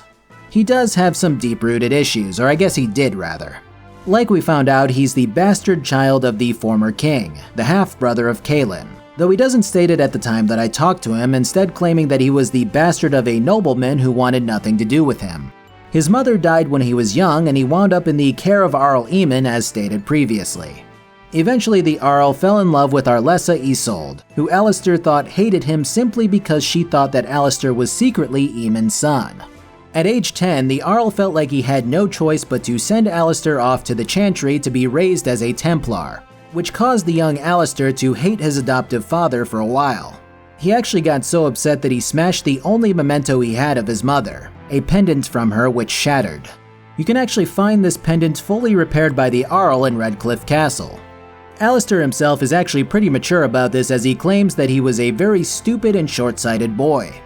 Eventually, the Arl stopped visiting Alistair, as he would constantly give Eamon grief for sending him to the Chantry every time he visited.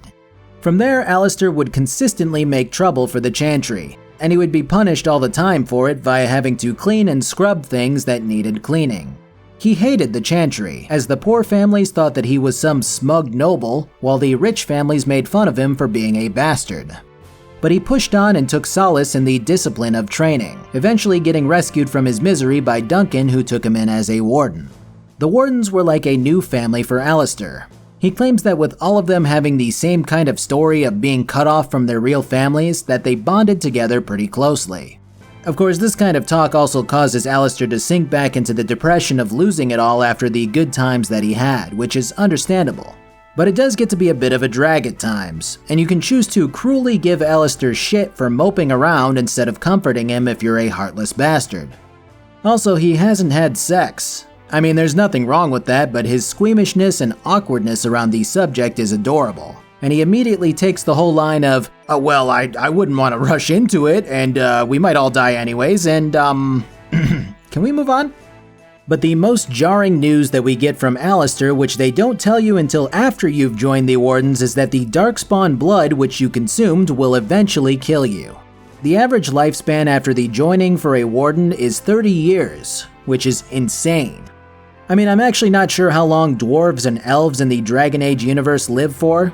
I think elves live for a really long time though. But it's typically longer than humans in other fantasy media. Dying after 30 years seems cruel for them if the same rule applies. When you make it back from Redcliffe, you can grill Alistair for the reason why he kept the part where he's the heir to the throne from you, to which he states that everyone always treats him so differently after finding out, and that he was afraid to tell you because of it. He doesn't want anything to do with the throne or inheriting it. He just wants to fade into obscurity, which is something that many people don't want at all in this world. Eventually, the last of Alistair's worries lies in Denerim, where he found out that his half-sister is currently living. He's actually never met her, which is, kind of an interesting oversight by BioWare, seeing as we saw her in his Fade dream when we went to rescue him. But he wants to check in on her, so I suppose we'll get to that in a bit. But beyond this outline, Alistair is just a big talker. He loves his gossip and hates Morrigan, giving me shit for growing close to her while also giving input on some of the other members in the camp. He's a good guy who's a bit of a doofus, but I enjoy his character a lot. Did you remember me mentioning it? Wow. I'm more used to people not really listening when I go on about things. I initially found Liliana's personality to be boring. Dresses, fine dresses and furs, and shoes, of course.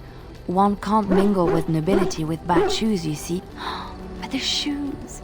Living with those ridiculous trends was worth it for the shoes. The shoes made in Olay were exquisite. They're sturdy shoes, but sometimes a girl just wants to have pretty feet.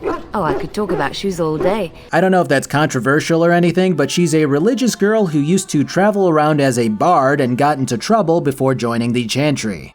She didn't quite get along with the Chantry, and found a lot of their ideas to be wrong in her eyes, but she was at least at peace there.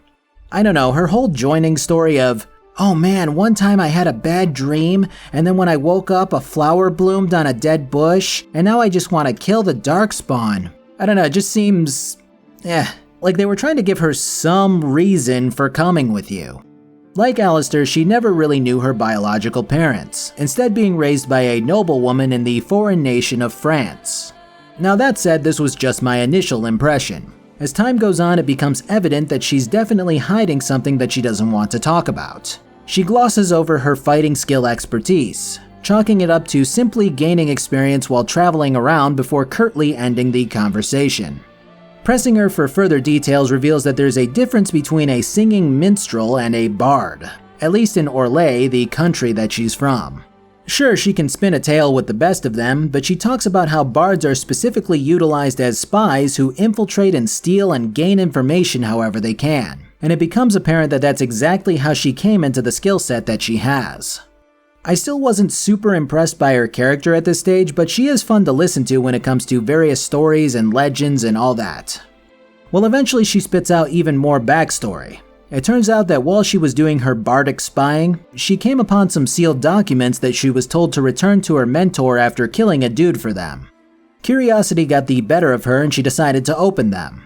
Well, it turns out that her mentor was not only selling information to Orlais about other countries, but she was also selling info about Orlais to other countries. Liliana wasn't as concerned about her country's secrets being leaked as she was about her mentor being in danger.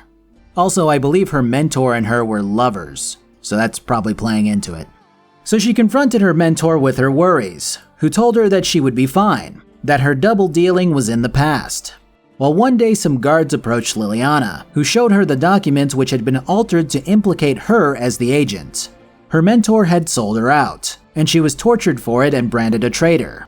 Eventually, she fled at the first chance that she got, which is when she found a new purpose in religion and the Chantry. That actually does make a lot more of an interesting character in my eyes, or at least a lot more interesting of a background story. And while she wanted revenge, she was afraid of her mentor's skills.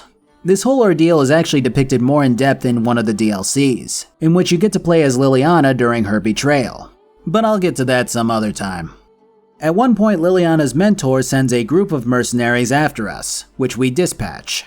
The merc in charge spits out that the person who hired him is in Denerim, which is where Loghain is holed up. So much like Alistair's quest, we'll go over what happens there later, as it's still pretty far down the line at this stage. For now, I'd say that Liliana certainly has a lot of unique stories and an interesting background, but it doesn't really make her personality any more interesting in my eyes. She's not a bad character by any means, but I would just rather listen to what she says about other areas and people rather than hear her talk about herself, I guess. I guess the biggest thing for me personally is that she just trusts way too easily for someone who was betrayed by somebody who she trusted the most. It just feels like, oh, I don't really have a character, and then all of a sudden, oh my god, I was betrayed and all this stuff. And you would think that this would cause her character to be more suspicious of you. And she's not. She's very open, immediately trustful. I don't know. It doesn't feel like it actually affected her, even though she said she was tortured.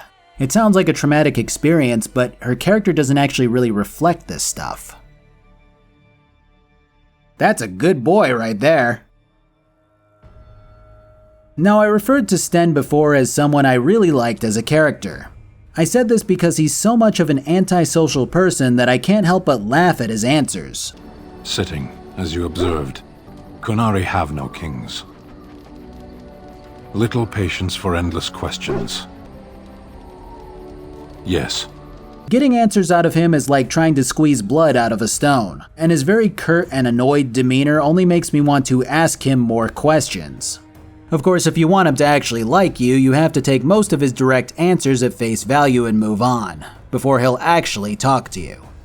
Sten is a member of the Qunari army, whose leader demanded that he go out and find out what the Blight is. After seeing the battle where Kaelin fell, he got his answer, but he couldn't report back to his people for reasons unknown.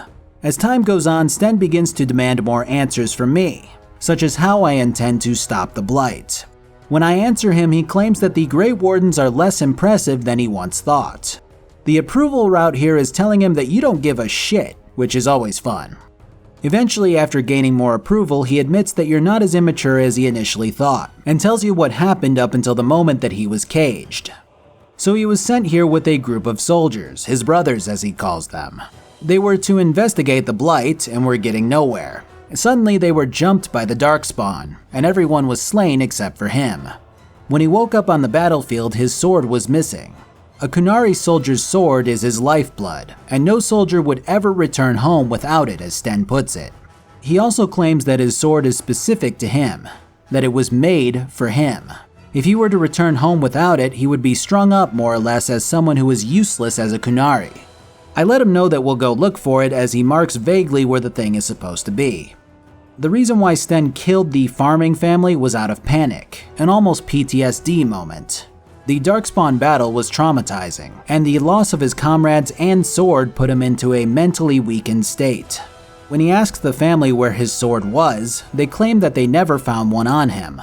He did believe them, but something inside of him snapped, causing him to murder them. He knew that it wasn't right and he regretted it immediately.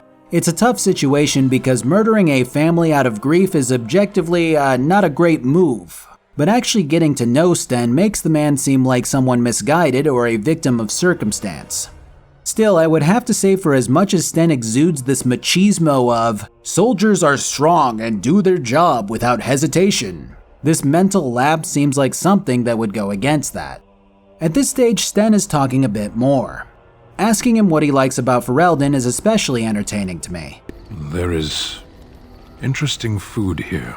You have a thing. It doesn't have a word in the Qunari tongue. Little baked things like bread, but sweet and crumbly. Yes, we have no such things in our lands. This should be remedied. But a lot of what he has to say about Ferelden really shows the way that his people think. He claims that the farmers in Ferelden all want to be merchants, that the merchants want to be nobles, and that the nobles want to be warriors, even if what they're all best at is farming, selling, and ruling respectively, which is an oddly deep way of thinking about things. I mean, it's true, and that's the way a lot of people work in real life too. It's a complex chain of thought for someone who's content with being simple. His lot in life is being a soldier, which is all that he wants. He sees no reason to try and open a shop or become an entertaining bard if he's best at fighting. Though oddly enough, with this thought process, he could likely become a philosopher as well. Eventually, we nab Sten's sword after running through a couple of NPCs who moved it around. Sten is grateful but doesn't quite know how to express it. He then states bluntly as always that he will stay with you to put an end to the blight, so that he can report back that it was nothing to worry about. He calls you a great soldier, stating that he misjudged you at first, before ominously hinting at the prospect that the Qunari will one day invade Ferelden, and that he doesn't relish the idea of meeting you on the battlefield when that time comes. Overall, Sten is a unique character who seems to be the opposite of Liliana in many ways. Where Liliana has non-stop tales to tell with a rather dull personality, Sten's dull personality is almost a strength of his. You can tell that he's been through a lot, but he has no interest in spilling it to you beyond recent events.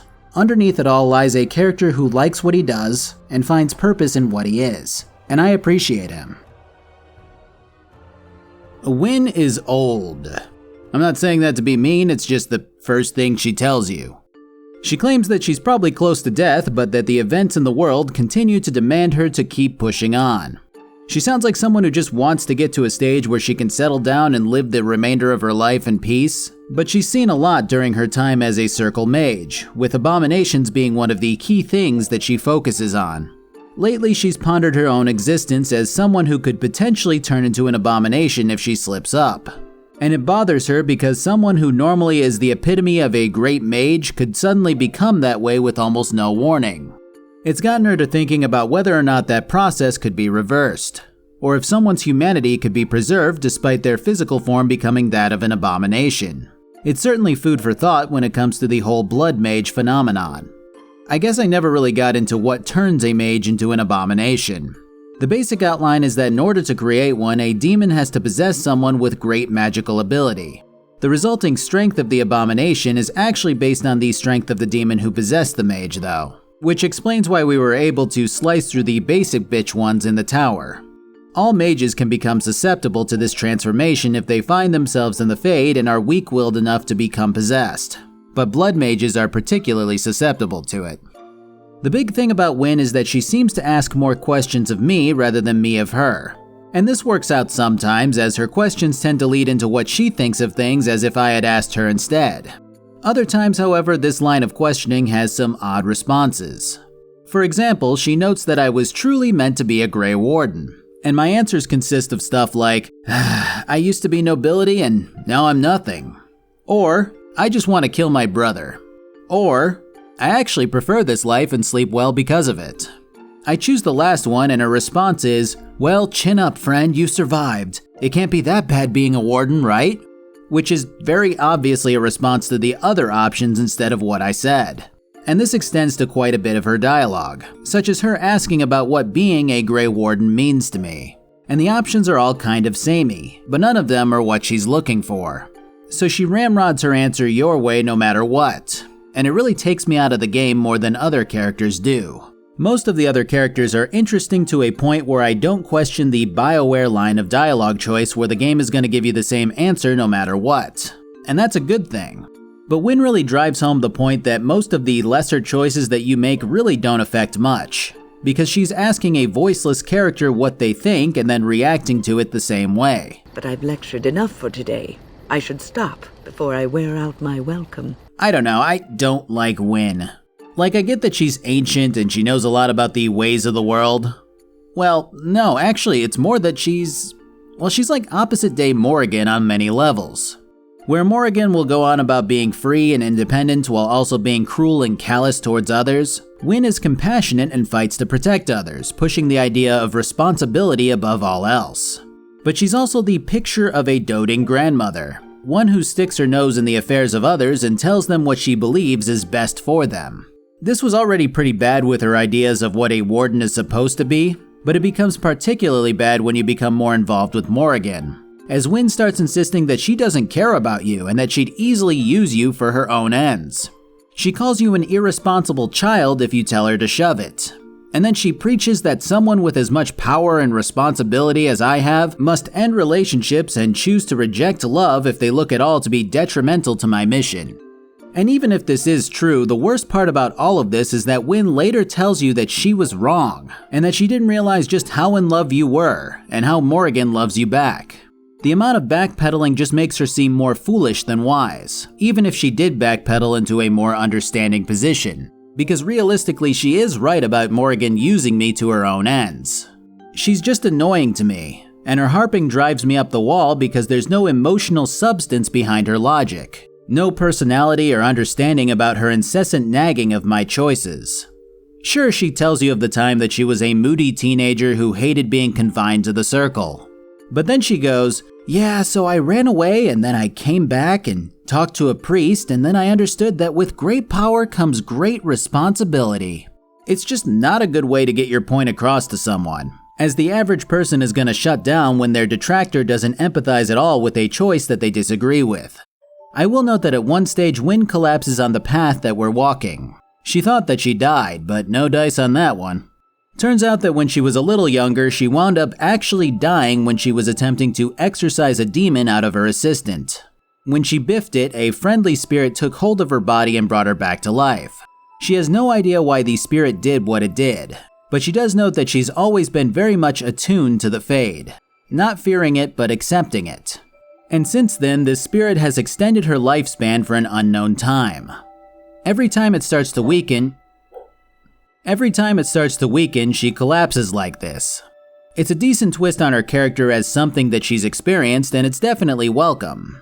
But I still just don't enjoy her demeanor, I guess. So I guess if I were to summarize Wynne, I'd say that she's an intelligent being who's bad at getting other people to understand her points.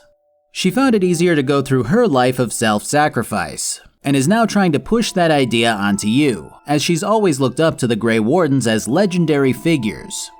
She tries to shape you to blend in with those myths, but only knows how to do it by saying that you have a lot to live up to. It's a worldview that works for her, but not for everyone else, and it makes it frustrating to listen to her drone on and on about these same general topics over and over in an effort to create a responsible little warden. So you had better listen to me, because I swear, if I should fall before the end and you don't seem to be doing things properly, I'll get up again to give you a good finger wagging. Zevran is an interesting piece of work. He has all the joking manner of Alistair combined with the straightforwardness of Morrigan or Sten. As much as you would expect him to be some edgy boy brooding in a corner, he's much more suited to standing out to get people to drop their guards. One of the first things that he tells you is that the assassins that he used to serve would have you believe that their trade skills are some ominous shrouded mystery that takes years and years of hard training. But the truth, in his words, is that all you really need to know is how to kill someone and have the desire to do so. He claims that the biggest thing that you can do is get the first strike off to make the battle much more in your favor, which is ironic considering his method of jumping you was to attack from the front and have some archers off to the side. I mean, really, I can think of a dozen other ways off the top of my head where the jump on us would have been much more effective. But semantics aside, Zev has a pretty wide array of knowledge in the art of killing, and he makes sure to pad that knowledge with poisons for that extra edge. Zevran was bought at the age of 7, sold to the crows for 3 gold pieces, I believe. He had no idea what he was doing, but quickly learned while being pitted against other slaves in contests of skill. Eventually, he became a full-fledged Antivan crow, and with that came the respect and fear from ordinary people, in addition to whatever material things he could desire. He describes it as being in a gilded cage, that the things were nice, but that he was forced into the life that he found himself in. So when he got the opportunity to bolt for the first time ever, he took it. He's still not sure what exactly he wants for his life, but he does know that he'd likely always be an assassin, and that he's happier where he is now, away from the crows. But for as much as Zevran complains about the crows, he absolutely loves his homeland of Antiva. He misses the warmth, the desert meeting the ocean, the smell of leather from the part of town where his apartment was. He's just a fun character to listen to, albeit not a particularly deep one, at least not right now. His tales from the past are funny and intriguing, but it seems that that's all there is to him as a character beyond his roguish flirting with your warden. In fact, I'd almost suspect that he would sooner kill me off after earning my trust with how direct he is about the lessons that he's picked up over his adventures. I was sent to kill a mage who had been meddling in politics. After I killed her guard, she got down on her hands and knees and begged for her life. Rather aptly, I might add. So I joined her in the carriage for the night and left the next morning. The woman had actually convinced me to speak to the crows on her behalf. What can I say? I was young and foolish at the time. Then, as I was kissing her goodbye to return to Antiva City, she slipped on the threshold and fell backwards out of the carriage. Broke her neck. Shame, really, but at least it happened quickly. My master was very impressed that I had done such a fine job of making it look like an accident. At first glance, this is really all there is to Zev, which would be totally fine because again, not every character needs to be extraordinarily deep. Now I do know that there is more to him beyond this, and a lot of this is just first impression stuff. But for now I'm gonna have to put that off and circle back to him later, adding any additional info and impressions as they come up. I'll probably have less to say about Oghren just due to the history that we've already been through. But to put it bluntly, Oghren is a big pile of drunken shit. I mean, a lovable and funny one, but one nonetheless. He's pretty much always been a drunkard who's always excessively horny and ready to fight. It's actually kind of impressive how big of a mismatch him and Branka were, though who knows how she was before becoming obsessed with the anvil. Throughout our journey through Orzammar and the Deep Roads, Oghren would drool aloud over Morrigan, hint at her and I banging, and laugh at Alistair for being a virgin. I hope you're not referring to Alistair. Him? Does he even like girls? I believe the matter is still up for debate. I'm right here, you know. Anyway, you and the Grey Warden, Do you actually have a question, Dwarf, or is it your intention simply to leer and drool? Stick with the classics. Leer and drool. He's not a particularly good person by any means, which actually adds a little color to the party in the same vein that Morrigan or Sten does. Once you got that, I tell you, the ladies love it when you're all mysteriously angry for no reason. Trust me. He does have one redeeming factor in my eyes in that he never gave up looking for Branka, but you could also just assume that he was just desperately horny at that stage. It's worth noting that Branka had been cheating on him with the dwarven girl who lost her mind in the Deep Roads, but he also had been cheating on her with a waitress in Orzammar, so whatever, I guess. Apparently he fucked something up, and the waitress wound up heading to the surface for reasons unknown. Now in his latest quest for a place to sheath his sword, he wants to try and look her up at the tavern that she's working at, stating that she's probably forgiven him by now, without elaborating further. Just be ready to pry her off when she throws herself at me. We don't want to make a scene here. Oghren, is that you? Yeah, in the flesh, baby. What are you doing here? Just trying to kick back with a pint. The whole surface to choose from, and you just happened to come to my tavern? Oghren, I'm sure I can speak for everyone when I say that there's nobody in Thedas who doesn't think about hitting you. In the face. With a hammer. Oh well, it's been fun, Felsi. But I better go. Wait, you're leaving? You just got here. I haven't called you a shaft rat yet. Well, you can't keep the archdemon waiting. Well, you don't need to fight it right now, do you? I mean, you could have a pint first. You could call me a surly Bronto. I could tell you that you smell like nut droppings. Jesus Christ, this went from super uncomfortable to awkwardly funny in no time flat. That's certainly a relationship, I suppose. Seems like they're made for each other. Dwarves are weird, man. I still got it. From here, Oghren opens up more, which, isn't... Opening up for Oghren means something completely different than literally every other character here. You can ask him how he felt about Branka dying, and he's like, she was good at fucking, but she was a little soft in the head. I mean, she leaves me and flits about with that water-dart Hespith. What's she got that I don't? Just the thought of the two of them together, kissing and licking and intertwined on the floor of the deep roads. Yeah, I'm just gonna go back to the tent for a moment. Excuse me. Sweet fuck, I did not need to hear Steve Bloom say any of that. But this, it's just kind of how Oghren is. You know how I kind of implied that Liliana or Zevran or Sten are a bit more shallow in how they think, or how direct they are? Yeah, Oghren is truly shallow in every sense of the word. He loves the surface, not because of the newly patched day-night cycle or weather or anything like that, but because the ale is made from grain, and the whole place is somewhere where he can commit acts of debauchery in without people knowing who he is. The worst part about trying to get him to say something more about what he's thinking about is the fact that he usually winds up getting so drunk after a single dialogue that he refuses to say anything other than... ass chabs. Ass chabs. But we really don't need much more out of Oghren to understand him. He's basically the epitome of every dwarven fantasy stereotype shoved into a character, and hilariously, nearly every other Dragon Age dwarf looks at him with disgust because of it. And I want to clarify that I'm not looking for him to have some crazy deep introspection, some kind of breakthrough where he goes, yes, maybe 'twas I who was being most heinous this entire time. He's the comic relief, and he seems to be, well, I don't think he'd like being called it, but he seems to be fine with his lot in life. Let's just leave it at that. Hey, Warden, you gotta hear this one. This human walks into a tavern, and there's an elf there, and she says... she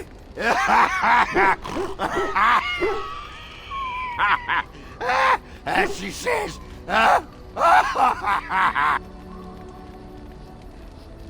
She says, I don't...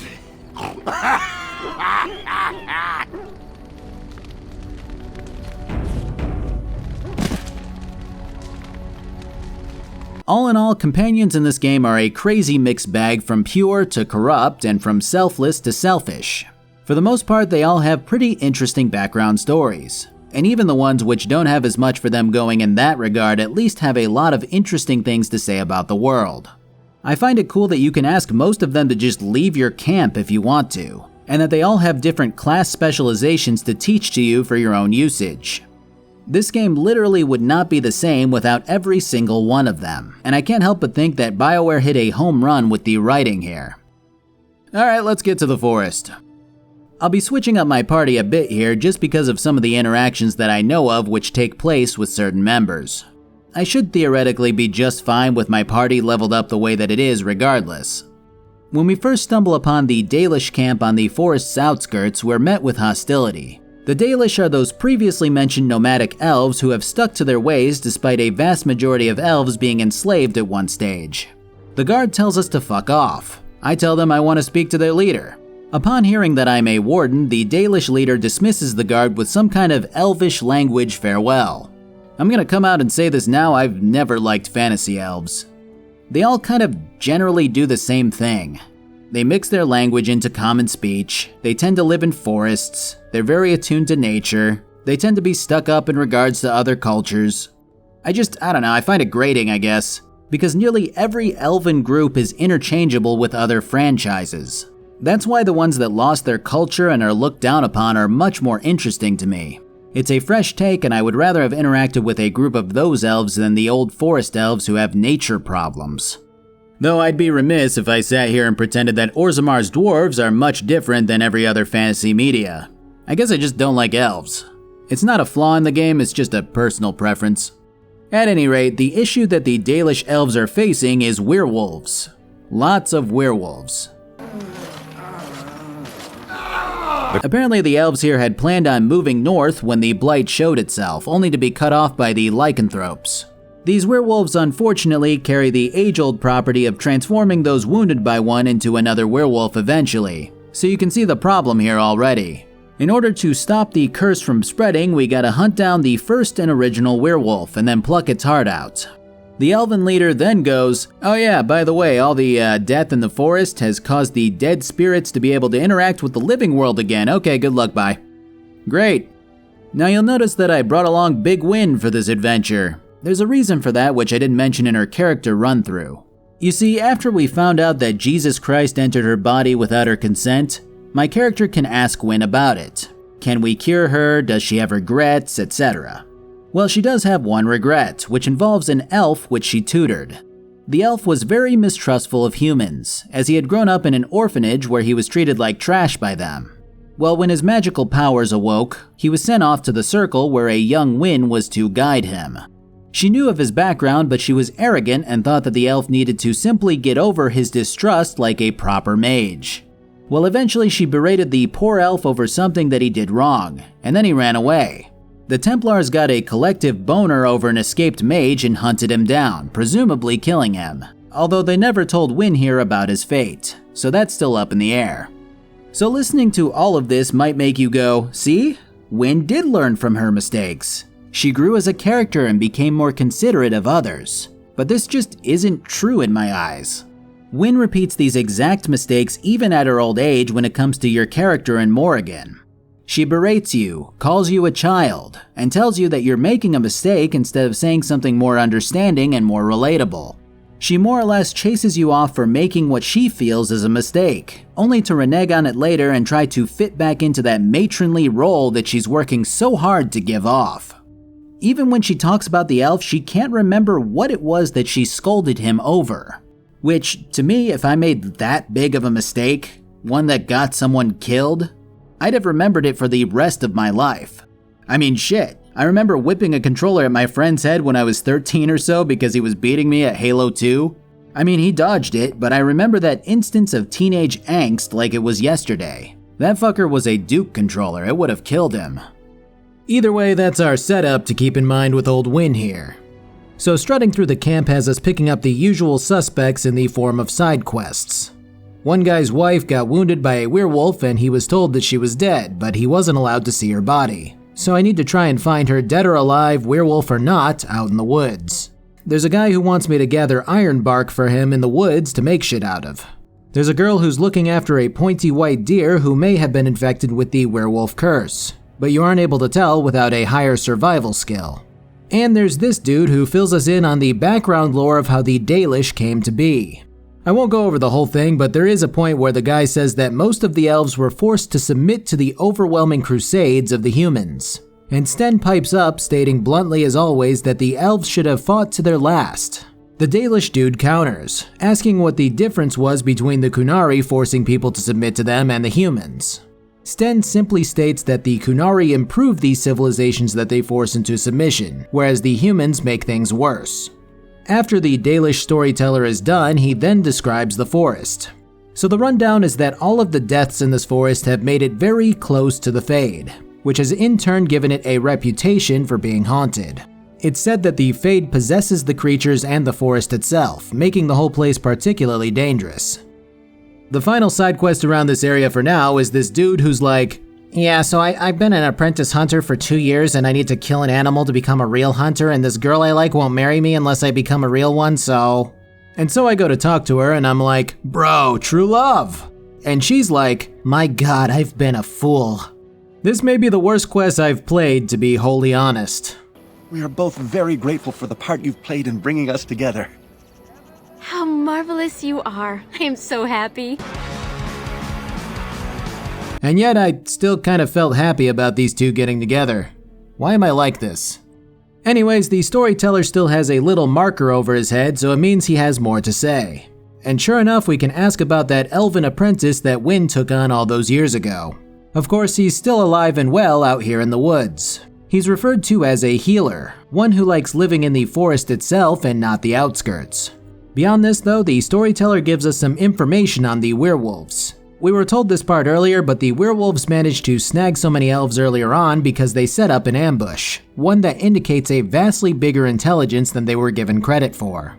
The leader denies that it was the work of them being intelligent beings, instead insisting that any beast can lie in wait, which causes the storyteller to wonder if he's intentionally lying or just in denial. So after standing around and looking like a Christian rock album cover, we head into the forest at last. Of course, we immediately get swarmed by wolves and werewolves, which is no issue. But then we run into a group of roaming werewolves which can actually speak. Or at least one of them can. The wolf basically tells me to fuck off on out of the forest, to which I try to persuade him to tell me what's wrong.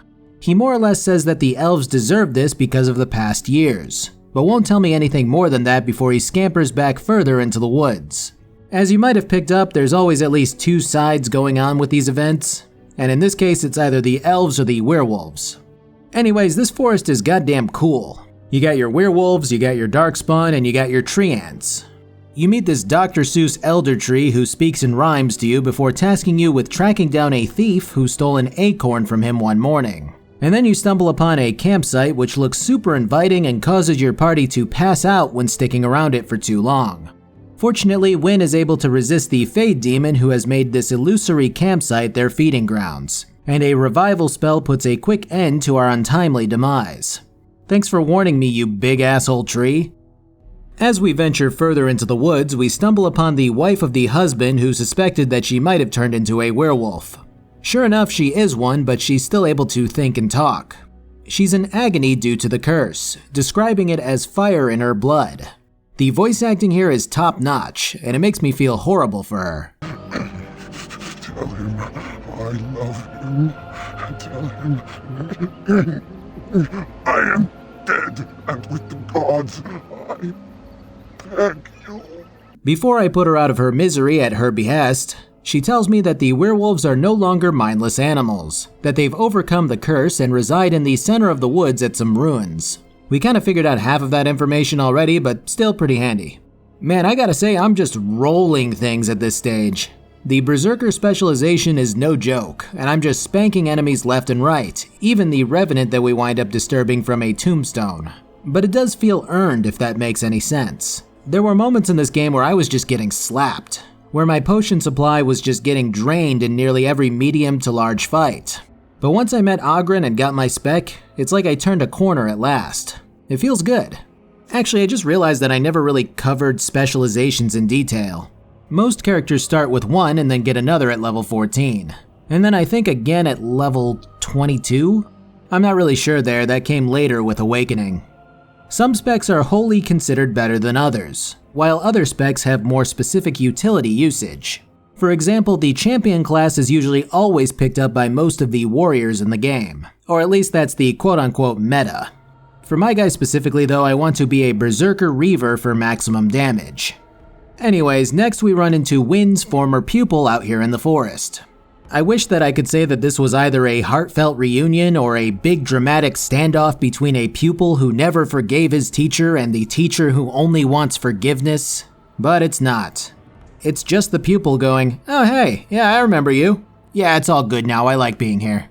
Talk about building up a decent backstory only to shatter it with a single interaction. Then again, it's Wynn, so who gives a shit? After this, we meet a crazy old fuck hermit who stole the acorn from the rhyming tree. After trading him for a book, we complete our circle back to the only way out of here besides the way we came in, which has this Dark Souls fog wall that causes us to get lost when we tried to traverse it. Bringing the acorn back to Groot has him giving us a tree branch which will help us navigate the fog so that we can press on. If you watched my Witcher 1 video, one of my big complaints was that the world was very bad at spacing out its quests in a way where you can explore a small chunk of the map at a time before moving forward. Dragon Age Origins seems to adopt the opposite philosophy, at least in this area. I will say that Orzammar definitely had more of that issue where you were kind of going back and forth between quarter to quarter, and these quarters were pretty massive in and of themselves. Honestly, I would say Orzammar in general is cool as a big sprawling underground dwarven city can be cool, but a lot of the time I really didn't feel like trying to go back and forth for all the little side quests. So the Brecilian Forest is a much better example of quest design in my eyes. And that's not to say that there aren't overarching quests which span different areas throughout the game, because there are, but I just don't feel overwhelmed, because every area seems to have these smaller quests or parts which I can work through and resolve a little at a time, even Orzammar to a degree. Overall, it's a really well done quest system that always has me working towards other things without me feeling like I'm always backtracking at nearly every moment. Now, I will have a little more to say about this when we get to Denerim, so just keep that in mind if you've played this game already and you don't necessarily agree with what I just said. But anyways, so now things start to pick up, as the fog gate allows us through to meet up with the same werewolf as before. Except when I offer to just talk to it and not fight, he shouts about protecting the original werewolf with his life and attacks us. As we're about to deliver the finishing blow, a seemingly regular wolf knocks us back and he escapes further in, where we find the ruins where the rest of the werewolves are rumored to be. When you get to spelunking through the ruins, you encounter a couple of werewolves, some spiders, and a dragon. The dragon was sitting on a hoard of gold and other rare items, which was awesome. Honestly, this whole level is probably some of the best design yet. Yes, there were cool and interesting bits in other areas, but a lot of them were spread out between crawling through the underground or going from building to building in a town or running up the circle tower or something like that. With the Brecilian Forest, nothing seems to wear out its welcome, at least so far. And the fighting is usually rewarded with some kind of mystery to solve or interesting tidbit to stumble upon. There's an elven ritual which depicts steps for you to follow in your journal, which leads you to performing them in the way that they're written in order to unlock a room with a solid set of armor. There's a little gem that has the soul of the last of the arcane warriors in it, who's been trapped there for seemingly an eternity in its mind. When you offer to set it free from its endless cycle of torment, it teaches you the arcane warrior specialization before you shatter it to free its soul. Actually, you can also choose to just keep the gem or not shatter it, which is hilariously cruel. It's just a really cool cycle of progressing, gaining a puzzle or reward, and then progressing some more. Eventually, after blasting through trapped room after trapped room and fighting just about every single enemy type that you can think of, we make it to the werewolves. At first, they charge at us as per usual, though this time there are these shadow werewolves which appear out of nowhere mixed into the fray. When we make it to a certain point, another talking werewolf goes, so we thought you would have died by now, so I guess, would you like to just maybe talk? You fucking assholes. Alright, sure, let's chat. So they bring us further in and all these meatheads are just growling at us and making fake swipes and shit like that. And then out of nowhere, this nippleless lady comes strolling out. She actually looks pretty similar to the Lady of the Lake in The Witcher in that she has 2 eyes, a nose, hair, skin, and tasteful censorship. Plus, she's called the Lady of the Forest. So I mean, they're identical, right? Anyways, now we get some answers. So the lady here informs us that the Dalish leader was the one who created the curse which turned people into werewolves. But it isn't so simple as him being evil or making a mistake while experimenting or anything of the sort. A couple hundred years ago, when the Dalish elder was still young, the humans started to force the elves away. This meant killing the elves however they could, which wound up with the elder's son murdered and his daughter raped by a group of humans. When his daughter found out that she was pregnant from the humans, she killed herself. So yeah, I would say that the Dalish leader conjuring up a curse was well justified at the time. Basically, to do this, the elder conjured a powerful spirit at these ruins and then forced it into the original wolf, which then began tearing through the humans. But obviously, this was centuries ago now. When the werewolves found the lady, she began drawing out their humanity, causing them to regain some of their intelligence.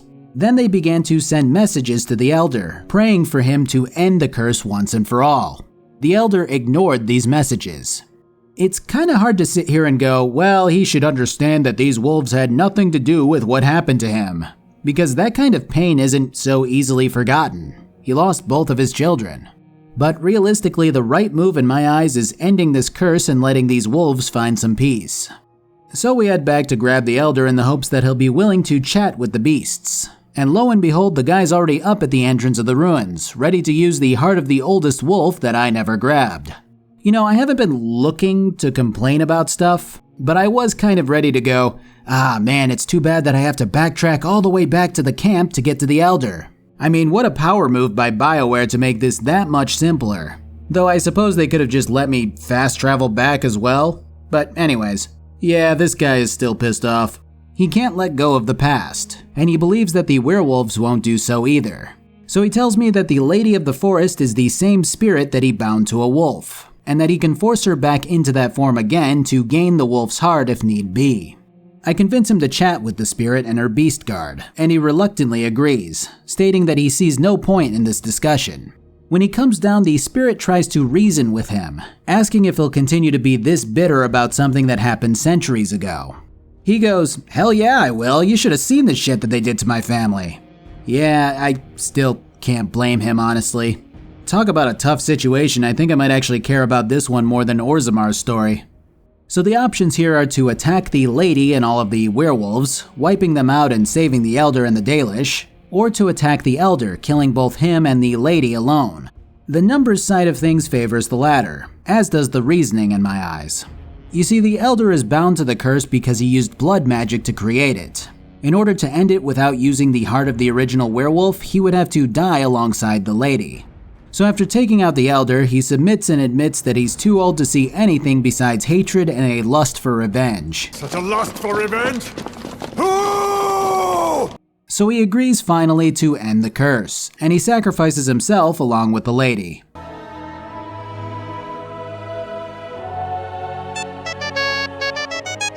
It's awesome to see the former werewolves amazed at their own transformation back into humans. After they become human, the former werewolves just walk away, which is a little lackluster, but whatever. We head back to camp where a new Elder is crowned, who then pledges themselves to your cause. This whole endeavor took about a third of the time that Orzammar did, and it was way more interesting in my eyes. The exploration was top-notch, the side objectives were simple but fun, and the whole thing was self-contained.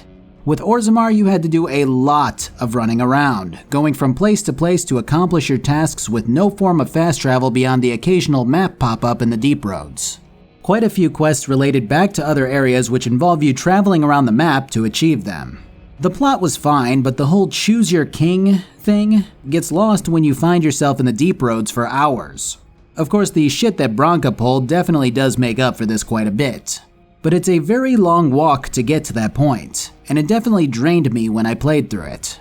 Now I will say that most, if not all people regard Orzammar as the final area that you want to hit besides maybe Denerim, so I kind of amped things up like crazy when I went from Redcliffe's small town and castle to Orzammar's sprawling city and even bigger deep roads. But the relief from that gigantic undertaking is much appreciated in the Brecilian Forest's shorter and sweeter escapade. Alright, so we're getting closer to the end. Let's head back to camp before making our way over to Denerim for these final quests. You're gonna want to strap in for the shit show that I unleashed onto the camp. So Morrigan and I have been going balls to the wall all day every day. Well, now Liliana is in a place where she wants to progress our relationship to the next level. She even sings a song that looks super awkward with the echo and the 3D model.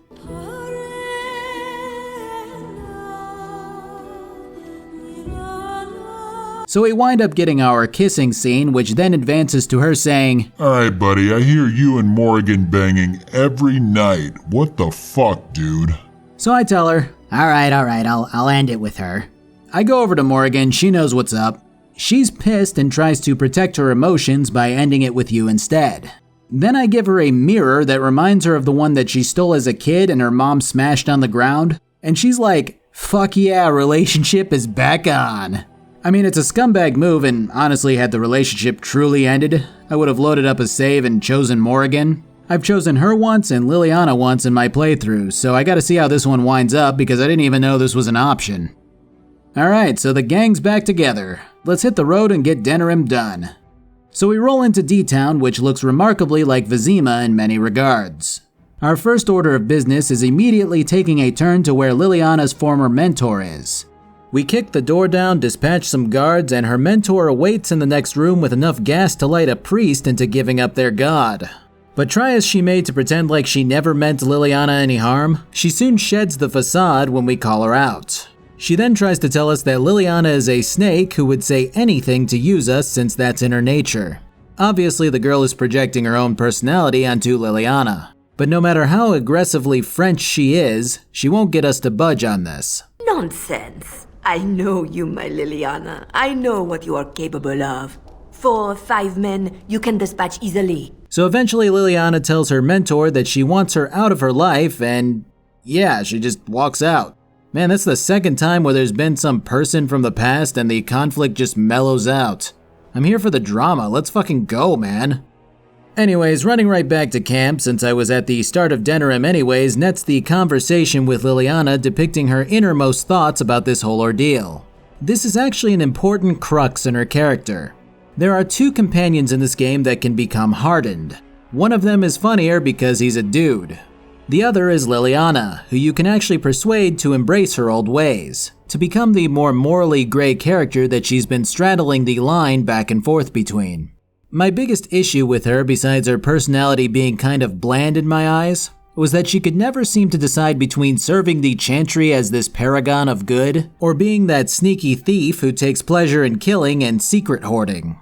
And you can now encourage her to embrace the Chantry and be the good character she's always striving to be, or you can harden her and have her embrace the skill set that she's practiced for a large chunk of her life. I choose the latter here as I find that vicious killer with a touch of goodness to be more interesting than the 50-50 that she's been rocking this whole time. You know how low to the ground this bitch gotta be for me to pull off this maneuver? I'm like 4 foot nothing down here. Anyways, Liliana has been hardened, which is now thankfully funnier after the previous cutscene. She's ready to accept her life as an assassin bard, and as a much more badass person. She gets a bump up in the power rankings now, which is something I think roughly 50% of us can get behind. Anyways, Denerim is fucking nuts. The first thing you see is the Chantry shitting itself. You've got a Templar who's so lyriumed out of his mind that he can't remember anything properly.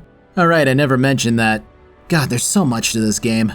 So lyrium is the mana potions of this game. Charges your magic and all that. I mean, there's much more to it than that, but for the layman's explanation, it's just magic. It's magic power. Mages can chug it down and do cool shit with it. Templars can also do that, but since they aren't mages, it actually fucks with their minds after a while.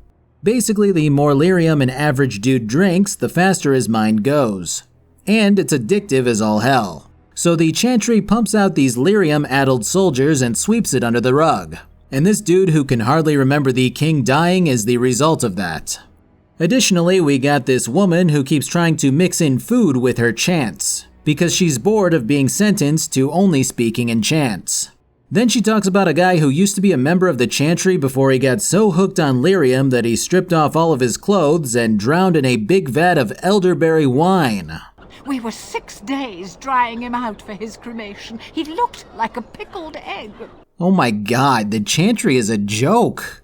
I just love listening to how bored both Liliana and Alistair were when they were involved with it. It used to get so quiet at the monastery that I would start screaming until one of the brothers came running. I would tell them that I was just checking. Oh, you never know, right?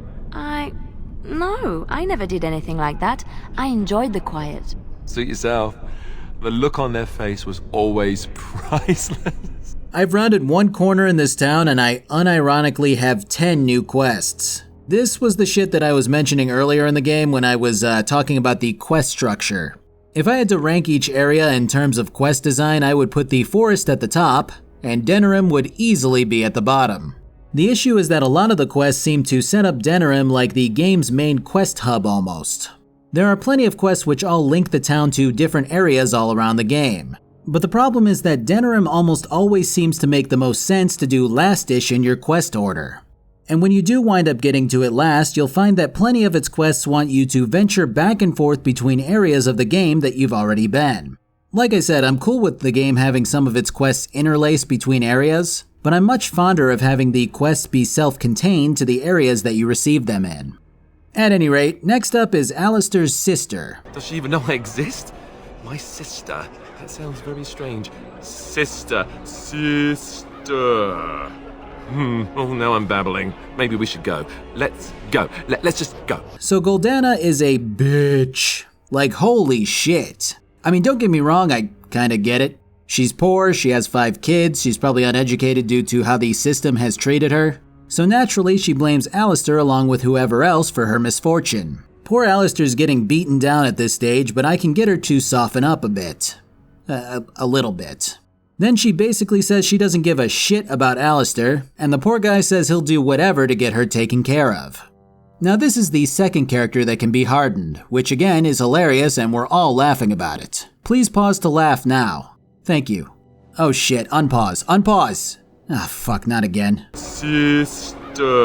So you can continue to coddle Alistair, and honestly, a part of me wants to. He's a good guy who's just naive about a lot of stuff, and it adds to his charm in my eyes. The fact that he's so idealistic and holds others to those ideals makes me feel bad for him at times, effectively making me appreciate him more. But if you want to, you can tell him that he needs to be more assertive, to stand up for himself and to stop being so naive about the ways of the world.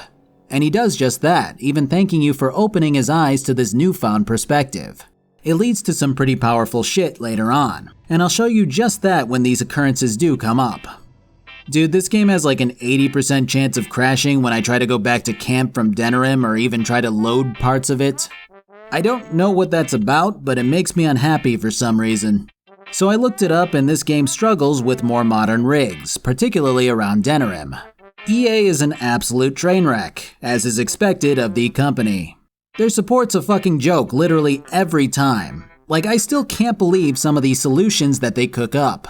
For example, when I initially wanted to try to get all of the DLC done in this video also, I realized that the only DLC which I had downloaded was Awakening, not the 4 to 7 other DLC which should come with the Ultimate Edition.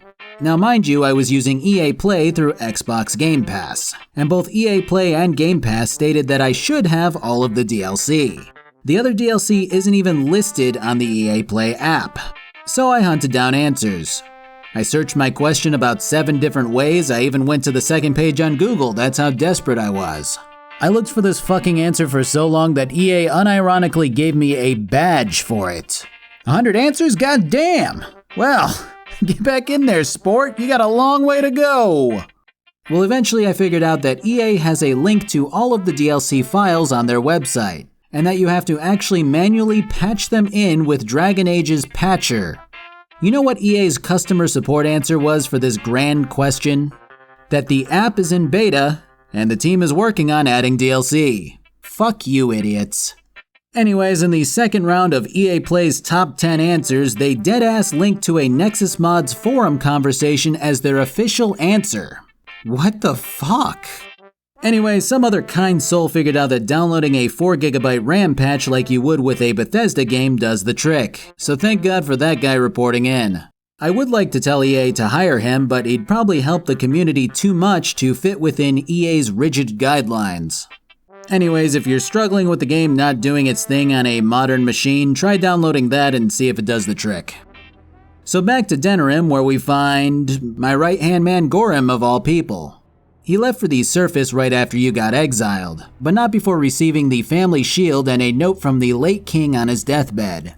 The note itself is addressed to you, calling you the king's only son, and stating that the king regretted what he did to you almost immediately. This is echoed by Gore, who claims that the king saw Balin for what he was in the end when it was already too late. The note also says that the king initially didn't want to defer to the assembly, but wound up doing so specifically because he wanted to avoid a controversy which looked bad for the Idukan name. It's a bittersweet ending for the Dwarven noble's backstory, and I still think it's probably the best in the game in my eyes. Gore himself is doing great, better than he ever expected. It's a bit odd seeing him out here peddling Dwarven crafts in the market district of Denerim. I mean, the guy used to despise surface dwarves and would do anything to preserve the legacy of Orzammar. But now he's a married merchant with a kid on the way. I'm happy for him. Dude was always a solid person and really fun to listen to and interact with. So we continue our adventure around the city. There's a lot of people to talk to and interact with. Quests to do, things to see, you know, standard shit. The first bit of resistance we get stems from a guy who calls me out for the death of the king, who I tell to fuck off. He does indeed fuck off after admitting that he would die along with any other city guards who got in my way. Beyond that, we got a handful of merchants who all sell various goods. Be careful with that package, you lazy slut. It's worth more than you'll make in 10 years. We've also got a poster claiming that all friends of the Grey Wardens who know the truth about their innocence should meet at a whorehouse called the Pearl, which is either a sign of progression or a trap. But we'll get to that in a bit. I don't want to continue to complain about the quest pacing, but it's full tilt in Denerim. Like throughout the game there have been these little quest hubs, right? A bag of quests for some mages, a board for the chantry, and these are generally the side quests that someone wrote up and then they decided that they didn't want to turn them into full-fledged side quests because they probably weren't involved enough to voice act or whatever. And that's fine, there's nothing wrong with miscellaneous questing. But good God, there's a chantry board in Denerim, a mage's collective bag, some rogue quests at a bar, another set of quests in the same bar. It's insane how many quests I just picked up. And when you shotgun blast them at me like this, I honestly don't want to spend the hours that they would take to turn them in. With the first chantry board, it was self-contained in Lothering. With the initial Mage's Collective bag, it was spread out throughout your adventure. But this is just like, oh yeah, we wrote all of these quests too, have fun. Anyways, next up we have our Urn of Sacred Ashes trail, which leads us to a house in the Market District. When we go to ask this guy about the person who went after the urn, one brother Genetivi, he gets a little nervous. He claims that he hasn't heard from Genetivi in weeks, and that he last went to the inn across from the Circle Tower. This guy sent the Redcliffe Knights that way too, but they haven't been heard from since. Then I catch him on a technicality where he first claimed that Genetivi told him where he was headed to, but then he says that he read where Genetivi was headed instead. When I pick out this technicality, the guy's story falls apart before he turns hostile and blasts us with magic. After we take him out and look around the place, we find the decomposing body of the real guy who lived here, along with Genetivi's research notes, which points him heading out to the mountains. It's worth noting at this stage that I'm kinda trying to brush up on equipment for my party to push through the end game with. Alistair's pretty much a king among men, no pun intended, since his gear has been relatively easy to nab while questing. Morrigan and Liliana are a bit tougher since a lot of the game's best gear stems from the DLC. Man, this game has a lot of DLC. And I am cool with quite a bit of it being gated behind questing because that makes sense. But so much of it is random pre-order bonuses, collector's edition stuff, things like uploading a character onto BioWare's social site or pre-ordering from Amazon specifically.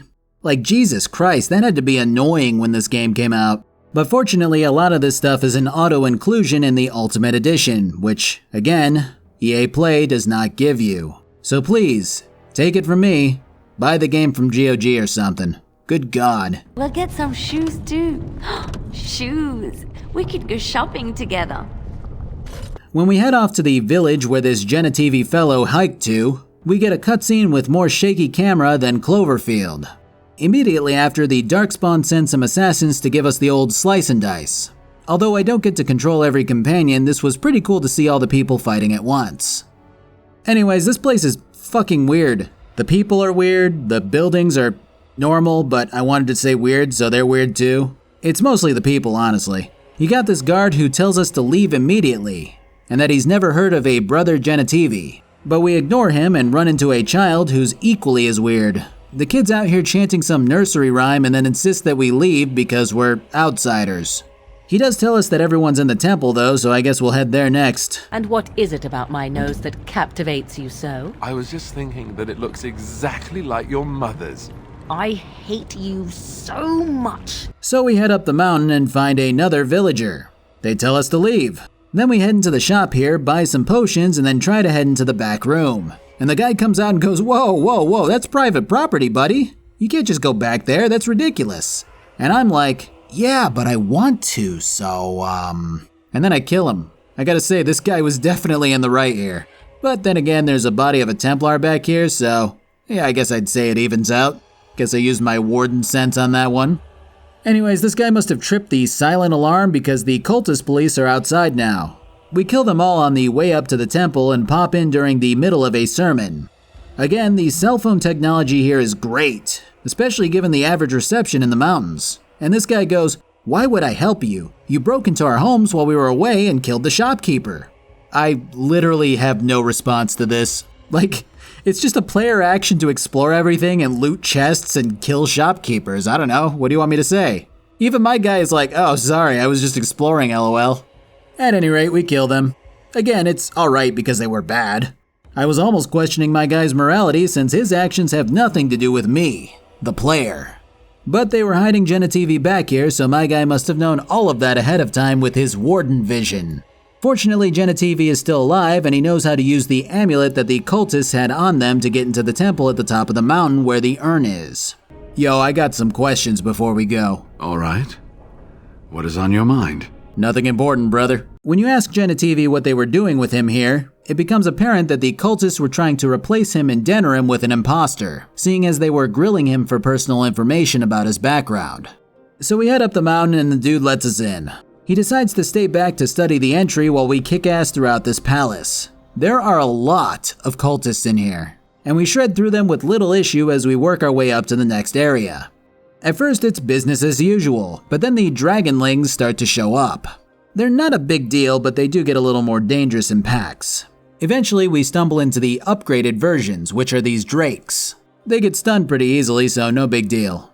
I gotta say, this game is getting laggier and laggier as time goes on. I didn't know if it was just the area or what, but I noticed it even in some of the menus. Turns out that despite official denial, a lot of people suspect that there's a memory leak in this game, and I kinda have to agree seeing as restarting it caused the lag to disappear. But at any rate, this whole place is just fighting, and more fighting. I really do pine for the Brecilian Forest method of spacing out the fighting with intriguing tidbits. But the cult of Todd Howard really isn't doing it for me here. Here we have our suspect, 28-year-old Penelope Fairweather. Security footage shows the suspect attempting to stab a victim to death before escaping down Cavern Street. Unfortunately for her, the boys in gray are hot on her trail, which happens to be down a one-way street. Officer Saul Tydukin attempts to cut her off with a dual sweep maneuver, but Fairweather is just too quick for him. The suspect continues to rip down the street with reckless abandon. Thankfully, there were no innocent bystanders out at this time, as the officers continue to try to get her to pull over. At this point, the police chopper is trying to keep up, but the tunnels are unforgiving for the eye in the sky. Finally, Miss Fairweather hits the dead end and promptly surrenders herself into police custody. Despite the footage you see here, wardens are denying any brutality towards Miss Fairweather. There's a trade manifest in this egg, and a necklace. But I'm more concerned about the manifest. Why is it in there? Dragon Age truly is a mystery. Anyways, I'm losing my mind in this cave and my voice hurts after that last bit, so let's jump ahead. When we make it to the end, the leader of the cult stands with his minions. He claims that... God, I never explained this either. Okay, so brief religious history. The Maker is God, right? That one's easy. But Andraste was a human female who was married into one of the primary human tribes way back in the day for political purposes. Her father was... I'm trying to summarize this, but okay, so her father was super important, and he wound up dying in an enemy raid, right? In this raid, Andraste was taken as a slave, so all the power went to her husband.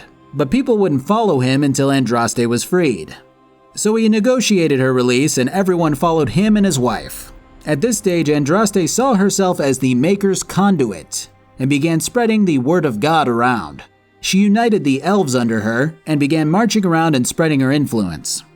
This was pretty much right after the First Blight, so a lot of natural disasters were occurring and weakening Andraste's enemies. And this was fortuitous for her because people believed that she was the one causing these miracles to happen. Well, at one point Andraste's husband got jealous that people seemed to be just following him because of her. So he arranged for her to be kidnapped and burnt at the stake by the enemy. This only increased her following's fervor because they now saw her as a martyr of God. Her husband's treachery was eventually revealed and he was killed. At the same time, even the enemies of Andraste were converted to her religion, which eventually led to the creation of the Chantry. The followers then collected her ashes into the urn, which we're now obviously after, and then built this temple around it. Eventually, the remaining followers here kind of lost their way because nobody was kind of keeping touch with them, and they wound up thinking that Andraste was reincarnated as a high dragon. So what the cultists here want me to do to truly free her is to pour dragon blood onto the ashes so that she can return to full power. Liliana and Alistair absolutely hate this idea. Morrigan is stoked about it, which is a nice change of pace. The thing is, I have to pour the blood onto the ashes to unlock my second specialization, but I have to leave them untainted to unlock the champion spec for Alistair, Sten, and Oghren. Fortunately, there is a way around this. I don't quite know how this works, but I can pour the blood onto the ashes, reload my old save, and then still have the Reaver spec. Weird, huh? Anyways, Dragon Age lore runs deep, and that's the kind of shit that I've spared you until now. Or maybe you liked it. In which case, sorry. So we head up to the mountaintop, this guy talks to the High Dragon, we shit our pants a little, and then we head into this place called the Gauntlet. First we come up on this spirit guardian thing. It tells us that it's been here for God knows how long, while also explaining how those outside came to believe that the dragon is Andraste incarnate. He then picks at each of us, asking how I feel about Balin killing Trian, asking Alistair if he thinks that he should have died instead of Duncan, asking Liliana if she thought that she was Andraste's equal since she claimed that the Maker told her to come with us, asking Morrigan if— Begone, spirit. I will not play your games. Alright, never mind. So first up is the Riddle Room. You solve riddles. In a room, if you'd believe it. They're all pretty straightforward, though I do botch one of them and the dude turns into an ash wraith. These spirits are all part of Andraste's tale, and while I would love to explain the whole thing in detail, I'm on page 42 here, so next is the Trian Room, followed by that one room in the Water Temple where you fight a shadow copy of yourself. Or I guess the end of Zelda 2, but not as many people know that one, I guess. Trian says that he's proud of me, and gives me what the game describes as items. And the shadow versions of ourselves chose their builds poorly. Next up is the Bridge Room. I like the Bridge Room. Basically, 3 people gotta stand on these switches to build a bridge. But you need 2 of them to create a solid quarter, and the 3rd person to find the switch which builds the first piece and the second piece. Then you take your 4th guy and put him on the second piece. The 2nd person then finds the piece which builds part of the 2nd and 3rd pieces, while the very first person steps off to find the same combo. Then you repeat this process for the 3rd and 4th pieces. It's a cool puzzle that took some trial and error, and I enjoyed it a lot. Our final room is the BDSM room. Here we take off all of our clothes and cha-cha slide through some fire. Thankfully, I don't gotta re-equip everything, that was my primary concern here. And here we are, the ashes. Like I said before, I gotta pour dragon blood on these fuckos to get my specializations, so we do that first. Alistair disapproves, Liliana freaks the fuck out, I tell her to watch her mouth. And then we walk back outside after dispatching the spirit guardian from earlier. Then I drink more blood from a cup and pass out, which is accurate to what I do in real life. I wake up, get my spec, and reload without tainting the ashes this time. Reaver is still here, all is good. Except these idiots outside are not gonna be happy about me not pouring the lizard liquid onto the human dust. Sure enough, they attack, they die, they drop a horn to call the dragon. So this dragon fight is identical in every way to the Flemeth fight. Except now I'm strong enough to solo it, it just takes 9 years to take down. So yeah, identical. I do feel pretty good about my chances out there in the endgame now because of it though. As long as the enemies have the exact same attack pattern and take the time to slowly flip towards me over and over, of course. So we head back to the Arl, sprinkle those hot dead person ashes over him, and he pops right back up.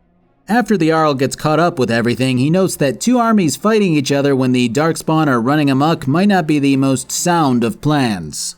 And while he could just submit to Loghain, he instead proposes that Alistair be put forth as the rightful heir to the throne.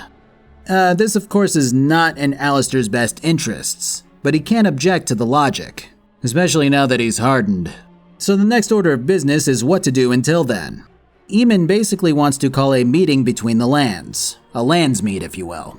This would basically put Loghain in a position where he'd have to accept it if he didn't want to look bad. He asks me if I have any objections, because he doesn't want to do this without my blessing. And it doesn't matter what I say here because the Arl will just say, nah, that's dumb, until I do agree. So much for my blessing. And finally, he asks what we should do with the guy that poisoned him. Again, it does not matter what I say, because even when I say to set him free, he's like, nah, that's dumb. It's that classic BioWare writing. Though this is one of the only times in this game where I felt truly shoehorned into a certain outcome. At the end of this conversation, Eamon tells me that we're ready to go ahead to Denerim. I'm not quite done checking out the town, so I tell him that I'm not ready. And then I head to Denerim by myself. Dumbass Arl always thinks that he can control the outcome. Watch me go kill Loghain without him. So I grabbed some armor for me and the boys. I'll come out and say this now, this game has some exploits. One of them is gaining infinite money. I did that. And the other one I used was getting infinite dragon armor. I know, I'm a filthy degenerate, but I also want cool shit. Anyways, after this we wind up in the whorehouse of the city. Hey, sexy. Do you want to take a look at me ditties? Yeah, thanks for waiting for me out here, guys. I appreciate it. So that Allies of the Grey Wardens meeting was a trap. I mean, it makes sense. But I didn't think I'd be facing down a scuffed version of my own party. Oh well, easy enough. I think I'm done with Denerim now. I mean, there's still like 20 or more side quests to do, but like, I'm good, you know? Especially with the infinite money and armor. There's just a point that you get to in this game where you're like, I think my party's probably good enough to move on. If you're a completionist, you're probably going to be playing for a good 4 to 8 hours longer than I did here before you're ready. But I also think that this might be one of those things that makes the game a little different every time if you choose to do some of these quests on a new character while not doing some of the other ones that you did on your previous character. Either way, let's just burn the city down or whatever it is Eamon wants to do here. Rolling up on Rogaine proves to be about as fruitless as you would expect. He disperses with any niceties almost immediately, calling Eamon's ability to rule questionable, while constantly insulting the Grey Wardens. You can get a few jabs in there, but nothing really gets under his skin enough to make him angrier than he usually is. Which, to be fair, is pretty damn angry already. At one point you can put forward that Alistair should be the new king, but I decide to save that one for the actual Landsmeet. Oddly enough, Eamon then goes, Alistair will lead us against the Darkspawn, and Logaine just fucking ignores it. Doesn't ask what he means or regards it in any way other than to continue to call us dumbasses who are wasting the time and efforts of him and his daughter the Queen. Then he stomps off with his posse. From here we get to explore this big-ass estate to see if there's anything further to do before initiating the endgame. All of my companions are here, and they all have various things to say about the estate. This is not as defensible as I would like, but it will do. If one more servant asks if I would like a change of clothes, I will set the house on fire. I haven't been here in a while. They've changed the dining room. The meat of this whole ordeal is, you remember that Arl Howe guy who betrayed the human noble's family? Well, the Queen visited him in the hopes of getting him to admit that Logaine betrayed King Kaelin. Well, Howe freaked out on her and locked her in a guest room in his estate. So now we've got to rescue her before Logaine kills his own daughter and blames it on Eamon. God, these people are fucked. So the proposal here is that since Howe is always hiring new guards, that we disguise ourselves as guards and bust her out. My only issue with this is that I haven't seen a single dwarf in any royal capacity. I mean, I've seen elven servants, so that's plausible. But honestly, even an elven guard isn't very probable. I think the only thing that outright works is a human warden. You'd think that they would have forced Alistair to lead the charge specifically, maybe with a couple of other less suspicious people in tow. So when we start making our way towards Howe's house, when we start heading that way, we get cut off by one of Zevron's old associates from the Antivan Crows. He asks where Zevron is, who suddenly shows up to confront the guy. They have this back and forth where the guy insists that Zevron come back and they'll both kill you now and make something up. Zevron actually will betray you here if his approval rating isn't high enough, which is a cool twist. But as it stands, he sides with me and we take out his former colleague. After this, Zev states that this is what he wanted all along, and that he's considering walking away from this whole blight thing now, but you can persuade him with the promise of treasure. Alright. You make a convincing argument. You do seem to stumble onto treasure on a regular basis somehow.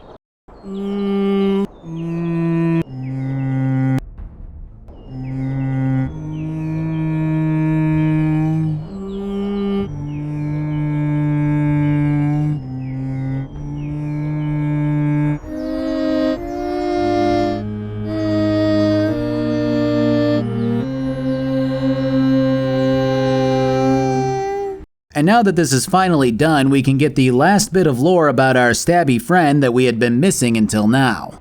So Zevron has always been pretty confident in his abilities. I would call him just short of cocky as he is now. But back in his Antivan heyday, he was arrogant as all hell. He would boast about his conquests, both contractually and when it came to fucking. He was that guy that you know who keeps bragging about all of the women he's fucked and how great his life is. Well, eventually his superiors got sick of his shit, so they sent him on a particularly dangerous mission with the guy that we just killed, and a female who he was very attracted to named Rena. Well, at one point the guy tells Zev that Rena has betrayed them by accepting a bribe from their target to tip the target off that they were moving in on him. At this stage, Zevran was in love with Rena, but he was afraid of getting too close to her. So when the girl pleaded with Zev for her life, claiming that she loved him, he laughed in Rena's face and told her that he didn't care what happened to her. So Zevran's comrade sliced his love's throat open, and they completed the mission. When all was said and done and they were looking around the place, Zevran discovered that the true source of information wasn't Rena, and that they had been played for fools. His comrade insisted that they cover up the true cause of death when reporting back, but Zevran's superiors knew the truth. They told him that they knew what happened and didn't care, and that Zev would one day die in the same manner. This is the reason why Zevran wanted to leave the Crows. He knew that he was nothing but a tool to them, that he would die in their service and no one would care. After losing the first person that he ever truly loved in the way that he did, he decided that he wanted to die as well. So he sought you out in the hopes that you would kill him in battle. When you decided to talk to him instead, his survival instincts kicked in, and he bargained with you. Eventually, he realized that his life was suddenly better without the Crows, and he started to discover his true desires. It's actually a very touching story, and I can't help but feel that much better about him as a character knowing that all of this was underneath the surface. It's actually something that I never pointed out before. But when Zev does open up to you more in camp, you can choose to poke fun at him for being the way that he is. You can insist that the scents of his home sound like they smell awful when he's reminiscing about them. Or you can give him shit for being so cocky, and he'll just laugh at it like you told him a joke. But his approval of you will actually go down because he doesn't show you what he's really thinking. You ever talk to one of those really unaware people who give you shit for something that you're sensitive about? They think that they're closer to you than they are, and so they poke fun at you because they think that that's just what banter is. Well, this is effectively what you can do to Zevran. You can be that unaware clown who pokes at someone's insecurities because that's how banter works, when the reality is that that person thinks that you're a fucking oaf for trying to get so close to them despite not knowing them well. And unfortunately, people don't get that metagame knowledge of the approval rating in real life. It's actually a really cool occurrence to see unfold in a video game, and it makes me really appreciate Zevran more than ever, which is the reason why he's placed so highly in my rankings. Alright, well now we have Zevran in tow for the long haul apparently, as we infiltrate Howe's estate expertly. And by expertly I mean that we go racing down the side of the building hasted out of our minds, only for some guard to go, "Who the fuck is that?" and attack us. Yeah, great start. I'm glad they didn't sound the alarm like good guards would. When we make it around back, we equip our disguises and have the Queen's servant distract the two posted outside. Apparently our outfits won't fool them, but will fool most of the people inside. Now mind you, I look like a fucking dwarven robot with a rocket-fueled jetpack on my back sprinting around at high speeds. You'd think that might tip off the guard, but apparently it's a common practice with Howe's men. It is best you keep your distance from all of them and try to blend in.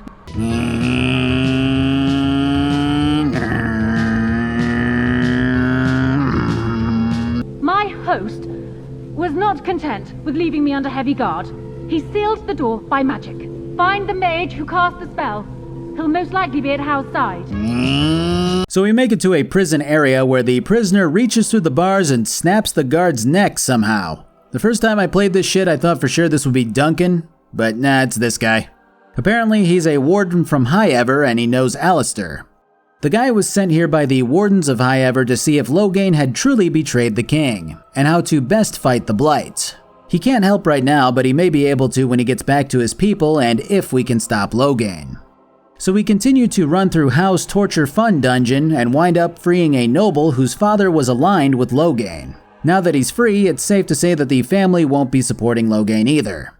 Further in, we actually find the city elf character that you could have been if you had chosen that background. He's been imprisoned here since he attacked the noble who was trying to fuck his wife on their wedding night. It's a pretty cool thing to see actually, and it makes me wonder if we would have run into my doppelganger somewhere in the world if I had chosen a different background. I can't remember if that's the case or not, but it'd be cool. Eventually we run into the man himself. I always love it when these absolutely average characters get all cocky without any sort of contingency. Like, we just slaughtered so many of your men. I'm wearing armor made from a dragon. Our entire bodies radiate power. I don't understand this guy being so cocksure about his victory, but yeah, he dies. I avenge my human noble character who exists on another save file. Life's pretty good. Except for the whole blight thing. And Loghain. When we check the back rooms, it turns out that the noble who fucked over the potential city elf warden is actually locked back here too, since that's whose estate that Hao took over. After persuading him out of his lockbox key, I kill the bastard in his cell before freeing yet another dude who was trapped down here. Apparently the entire place is just packed with potential allies, I guess. But now to go back to rescue the biggest ally, the Queen.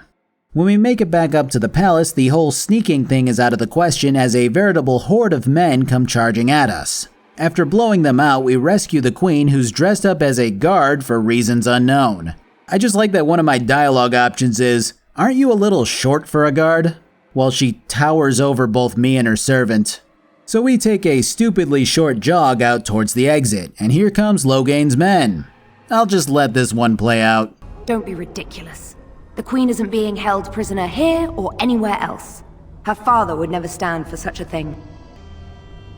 What? Sir Catherine? Praise the Maker you're here. This brigand tried to kidnap me. Unbelievable. Bring them down! Loghain wants the warden dead or alive! Good God, this still pisses me off. So this fight is probably one of the hardest ones in the game, especially since I got fucked over by Zevran coming with me over Liliana. But basically you can lose this fight and your guy winds up being taken hostage in a fort alongside Alistair. From there you can attempt an escape in your undies or wait for two of your party to come rescue you after the Queen goes running to Eamon about us being captured. Actually, she only mentions me being captured here, and the Jarl has to remind her that Alistair exists. I've never been able to beat this woman in the past, so this time I run to the end of the palace and take her 1v1 after dispatching her 2 melee lackeys. Or, like, 2 or 3v1, but you know, whatever, it's 1v1, alright? Sounds better.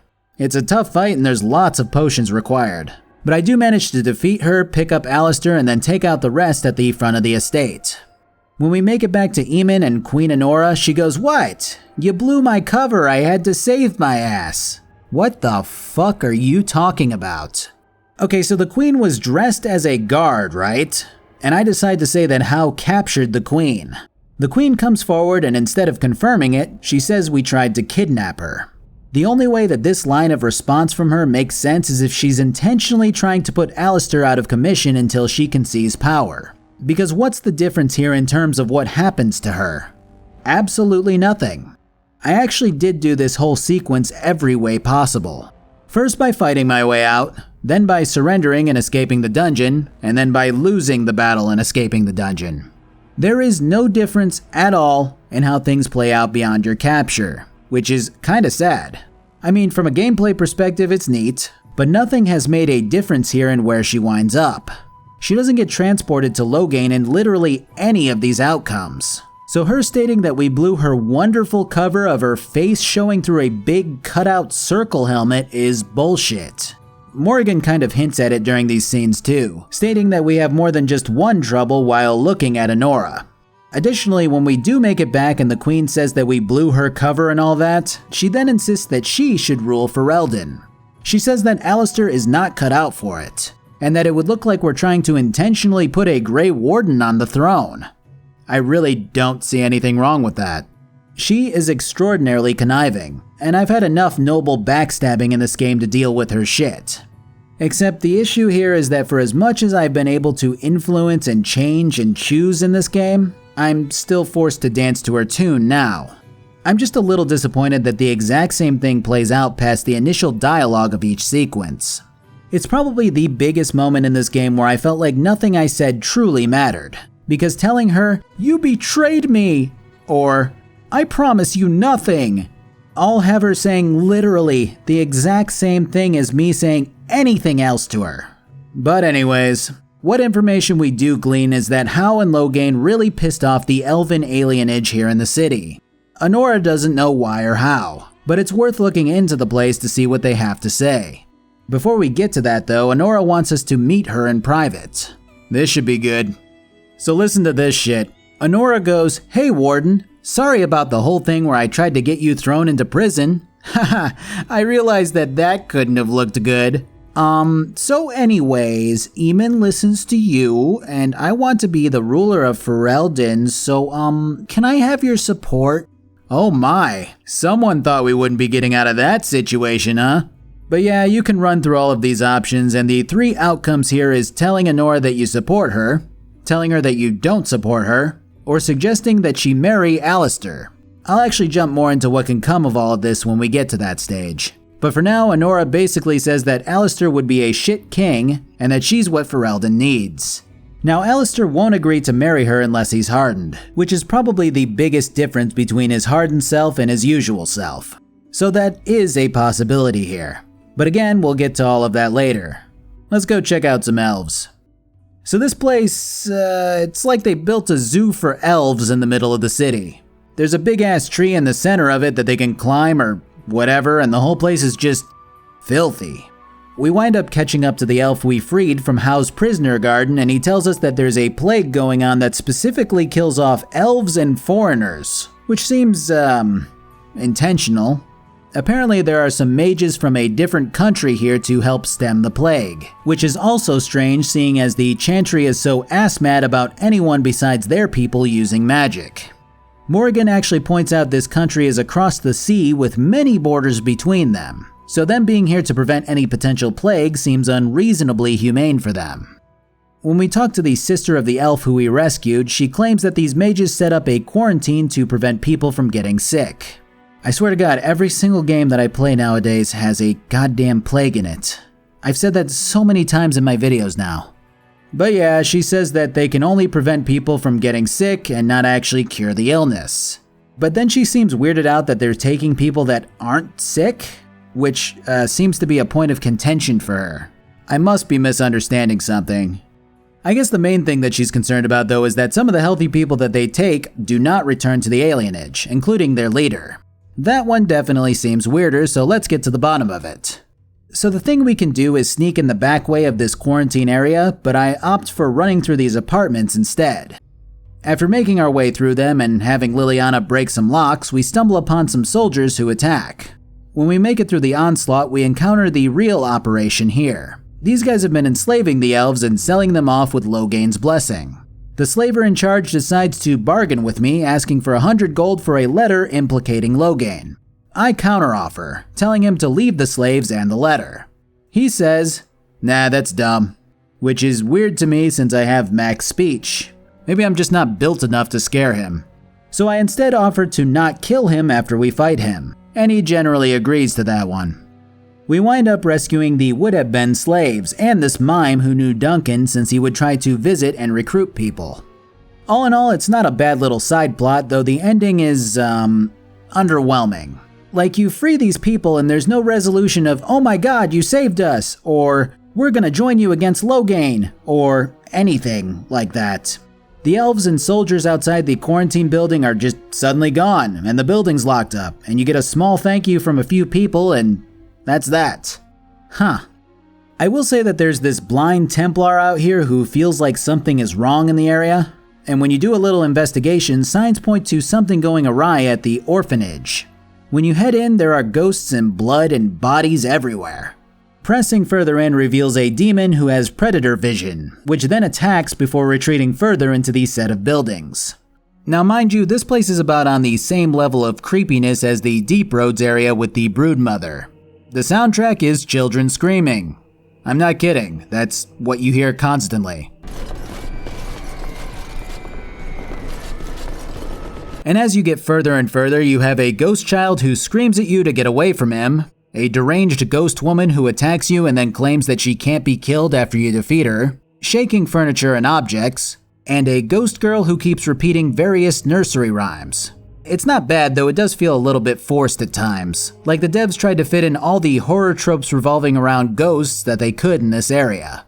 When you do make it to the end, the demon attacks again, and the Templar who's with you starts tap dancing about the demon being purged before he gets a pitchfork to the chest. Again, super horror movie inspired, as the demon then raises him into the air for some reason before dropping him. We eliminate the demon and then continue the tap dance that the Templar started in his honor, before looting the room and leaving. Job well done as always. Okay, so the Landsmeet is the stupidest fucking thing in this game. Like, I can't help it, it's ridiculous and it makes no sense. So you show up to this thing, right? And all the Arls and Arlessas and bands from across Ferelden are in the presence of you and Loghain having a political debate. From what I can tell, it does not matter what you say here. I can't get a victory for the life of me. So I bring up stuff like Loghain selling slaves, like him letting How torture people, like Loghain abandoning the king on the battlefield. Then Anora shows up and says that Loghain should win because I did not take her side. I lose 3-2 in votes. Loghain demands us to be executed, and the whole thing turns into a brawl. Okay, fine. I reload my save and adjust my tactics. The persuasion options don't seem to do shit here, so I avoid them. This time I win 3-2, and Loghain demands us to be executed and the whole thing turns into a brawl. What the fuck? No matter what I do, I win 3-2 and the whole thing turns into nonsense. So I look at my quests only to realize that I had not turned them all in. So I head back this time and I have an extra vote. So I win 4-2, and Loghain demands us to be executed, and the whole thing turns into a brawl. I don't know what to do. The only thing that I've gleaned from all of this is that even though one of the houses responds to me bringing up the slave ordeal, then no points are given to me because of it. Because no one votes any differently when I bring it up. And when Anora shows up, she must have some auto win for Loghain because that's the only thing that makes sense. So I reload and tell Dumbass that we'll help her out during this thing because fuck it. And she comes in and speaks against her father, and suddenly we win the Landsmeet. What a shit show.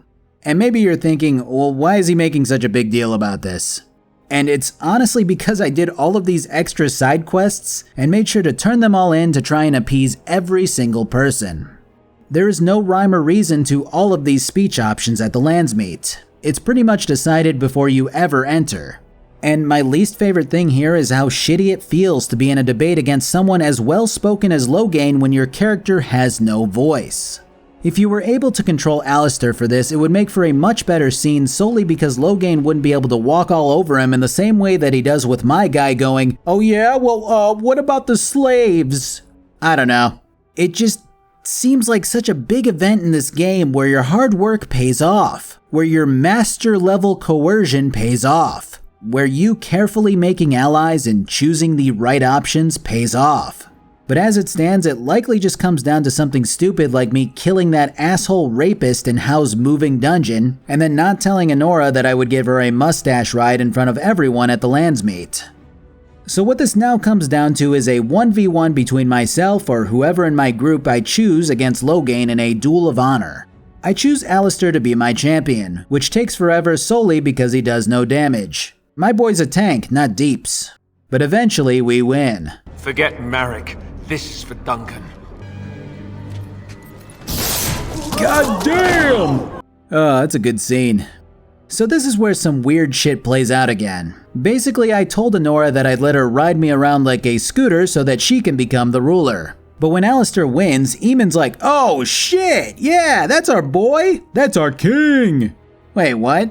Didn't I come in here to support her? I mean, I was gonna betray her, but like, I didn't even get the option to betray her. I wanted to betray her. I don't know, it's just a weird sequence. But let's talk about the possibilities here. Alright, so say I take on Loghain instead. What happens after I defeat him is uncharacteristic of him, in that he actually compliments me, stating that he hasn't seen strength like that in a man since Kaelin's father. He claims that he's happy to leave Ferelden in your hands, which again makes me feel that the guy was much more misguided and twisted than evil. But here's the even more interesting twist. You can recruit Loghain into the Wardens, making him a secret party member if you so choose.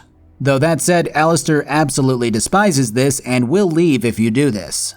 You can also kill Loghain yourself, which results in you cutting his balls off instead at your height. When this happens, the proper scene plays out, in which Eamon declares Alistair the king, but Alistair is like, whoa, wait the fuck? No. And Anora goes, well look, he doesn't want it, give it to me. In this case, you can choose who ascends to the throne manually. And then of course there's the whole marriage route. Now mind you, the possibilities here actually encompass a mixture of these events, resulting in 10 different outcomes depending on your origin, gender, and how the event went. The Landsmeet itself actually has minimal impact on these outcomes, and is more for flavor. I think the most spicy of these outcomes is either letting Loghain join you, or allowing Honora to call for Alistair's execution when she does become queen. And I thought we were friends. I guess I was wrong. Here's my decision then. I'm no longer a Grey Warden. I'm leaving. I'm afraid it's not so simple as that, Alistair. You already got what you wanted. Your murdering father gets a place amongst the Grey Wardens. What else could you want from me? Your life, unfortunately. I could spend another 15 minutes running through every possibility and its impact, so I'm just gonna say that for as shitty as the Landsmeet event is structured, I do appreciate this many possibilities to make a ton of playthroughs unique. I suppose there are worse things that could happen to me other than becoming king and being hitched up to a beautiful woman. And Nora probably thinks she'll just be able to push me off to the side. But I'm not that person anymore. She won't be able to walk all over me. So I stick with Alistair becoming the king after he murders Loghain. He then decides to lock up Honora and then give a speech which is pretty well worded for him actually.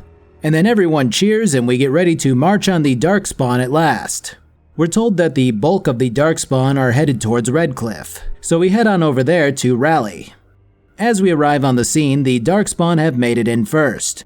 We say fuck the town and just head into the castle, where more spawn await us. When we finally make it inside, the warden who we rescued from before tells us that the majority of the forces are actually marching towards Denerim with the Archdemon Dragon at its helm. Apparently they'll be there in around 2 days, which is way too fast. So we convene with the warden in private to discuss things while the Redcliffe forces prepare to march. Well, what our warden friend tells us isn't, great news. So when the Archdemon is slain, its soul travels to the closest point of the taint which all Darkspawn possess. So if an average person kills it, it possesses the closest Darkspawn and reincarnates. The reason that the Wardens are so pivotal to ending a blight is because that the essence will travel into them instead. When that happens, the two souls intertwine and then explode more or less, killing both the Archdemon and the Warden who delivered the final blow. Our warden friend Riordan volunteers for this sacrifice, seeing as he's the oldest. If he fails, it'll be up to myself or Alistair, but seeing as Alistair is the king, well, it probably won't be him. So I head back to my room and find Morrigan. This is the apex of her character, the final thing that really expands on who she is. So this whole time she's been this cold and calculating person, one who is very pragmatic and straightforward about everything. When you get close to her, you kind of warm her up in more ways than one. She becomes more open. She tells you things that she's never had an interest in telling anyone.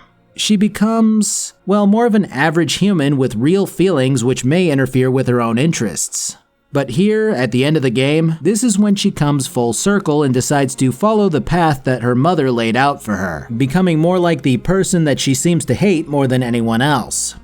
It's here that she tells you that her mother Flemeth saved us and sent her with us for the express purpose of becoming pregnant with my child.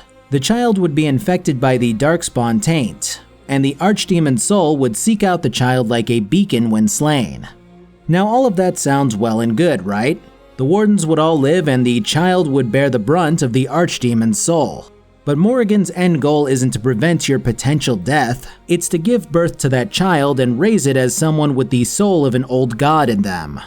Like I said, she's come full circle back to becoming her mother. She tells you that she'll take the child and never see you again. She doesn't want you to see the child. She doesn't want anything to do with you after. She'll raise it in the swamp and that'll be that. So despite the romance between you two, Morrigan has determined this to be her purpose in life, her decision. She doesn't want to be weighed down by a relationship despite being so close to you. And if you choose to deny her, she'll leave before the final battle and you'll still never see her again. So as far as choosing her for your partner, you were fucked from the beginning in terms of happily ever after. This is the main reason why I have her at my #1 slot over Alistair. Now to clarify, this ranking chart is more about the complexity of the characters mixed with how interesting and well written they are to me. If we were going solely off of how much I like them, I'd probably have placed Morrigan somewhere around the 4th or so slot. But either way, this is the decision that we're faced with, and it feels like the right move here is taking her up on her offer. So we get the final romance scene, where we're reminded just how small a dwarf is when Morrigan looks like a fucking Amazonian by comparison. Even my dude backs up on the bed like this was more than he bargained for.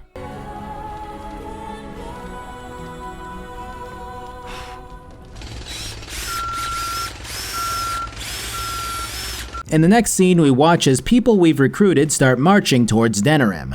I kind of wonder if the dwarves who are on the surface now lose their caste. Either way, it's a very badass scene. Alistair takes to a podium outside of the city and jerks me off in front of the whole crowd before jumping down and making me feel bad about picking out the armor for him. For Ferelden! For the Grey Wardens!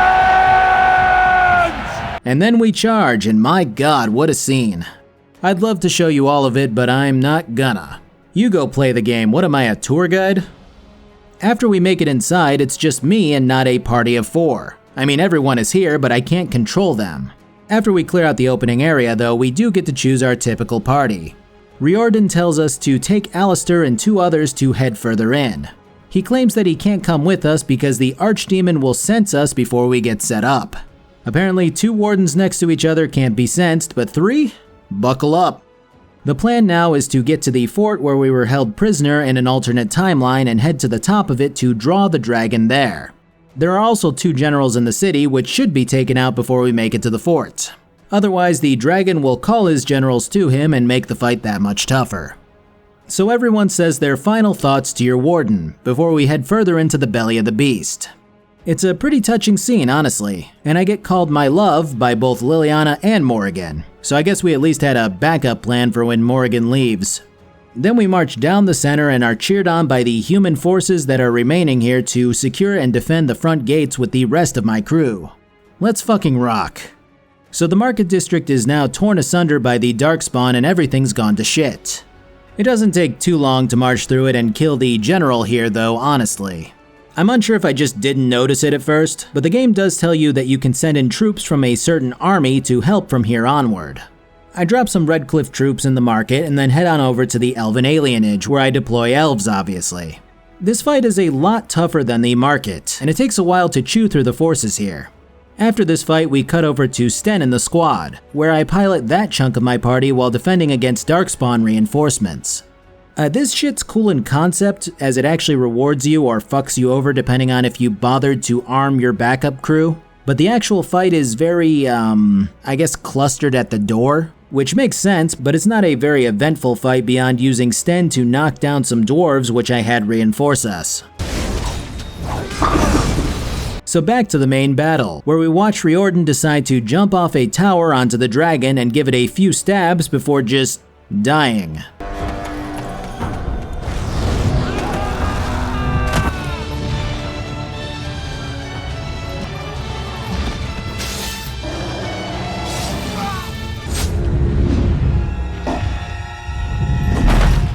Glad we got that backup thing going with Morrigan. So we keep fighting our way to and through the fort, just to spare you the details at this stage. Though my game does crash mid-battle at the fort, which is lovely as always, we actually wind up finding the merchant from the camp's son up here who only knows how to say the word enchantment. Enchantment?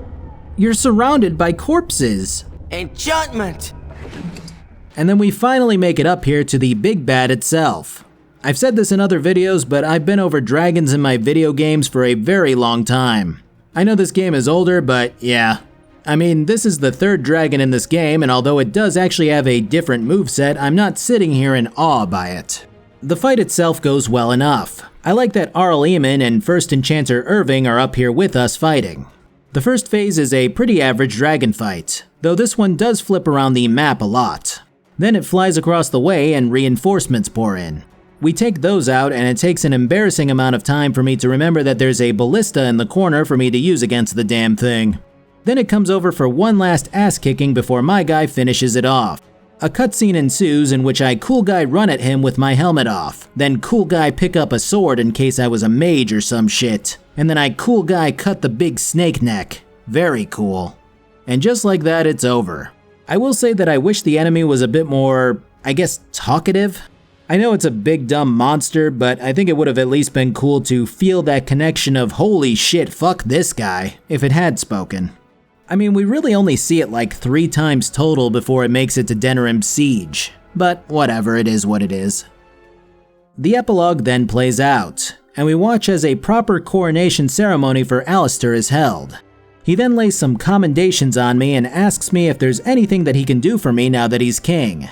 I gotta say, this is probably one of the more awkward moments in the game where they insist on calling you Warden or the like because they want to let you choose your name. But I almost feel like they needed to just give you a list of like 6 to 12 different names for you to be called so they could be voiced. Oh well. My reward options are either to continue serving Alistair, or for the title of Tavern and lots of money, or for Orzammar to be aided against the Darkspawn, or for the Wardens to never be forgotten again, or nothing. Which I kind of feel like all of these should be done honestly, but whatever. BioWare. I go with serving the crown, which nets me the Chancellor role. Then Alistair asks me what I intend to do, which I think affects the Awakening DLC, but I'm unsure as I've never played it. One of these choices is attempting to track down Morrigan. I decided against it and choose to have my guy stick next to Alistair to help him rule. Of course, all of this changes if you chose to have yourself die after not taking up Morrigan on her offer, which makes for a much more somber ending that specifically relates to the origin that you chose. But as things stand, I can now talk to some of the key figures throughout the game and some final conversations. Alistair can't believe that we both made it out alive, and wonders if Riordan was wrong about the whole Warden needing to die business. Eamon is heading back to Redcliffe, while considering giving up the city to Ban Tegan. Gorham is here, and he claims that both him and I got our titles restored to us as full-blown Idukins, with the Assembly being in talks of making me a Paragon. Kind of funny that he's so stoked to go back there after apparently finding happiness up here with a wife and kid on the way. Liliana gives up her traveling plans to stick around with you, seeing as that love triangle side fell off when Morrigan stole my precious seed and then ran off with it. Zevran, on the other hand, decides that it'll be safer if he dips out from Ferelden in case the crows start to poke around for him. I just like that he's so worried about this gathering because it's a great place for assassinations to occur. Wynne actually keels over and dies right there on the royal carpet, if you'll believe it. Nah, she's gonna haunt me until one of us dies since she's taken up the position as court mage to advise Alistair. Looks like I'll have to have Liliana snatch her life alert necklace while Zevran shoves her down the stairs in order to get away from her nagging. The Stenster is sitting here in the corner, trying to comprehend what's happening. I mean, it's way too happy around here for him. So I ask if the Qunari ever celebrate anything, and apparently they do. There is imbibing of spirits, public chanting, meditations abandoned. It is madness. I actually offered to accompany him on his trip back to his homeland.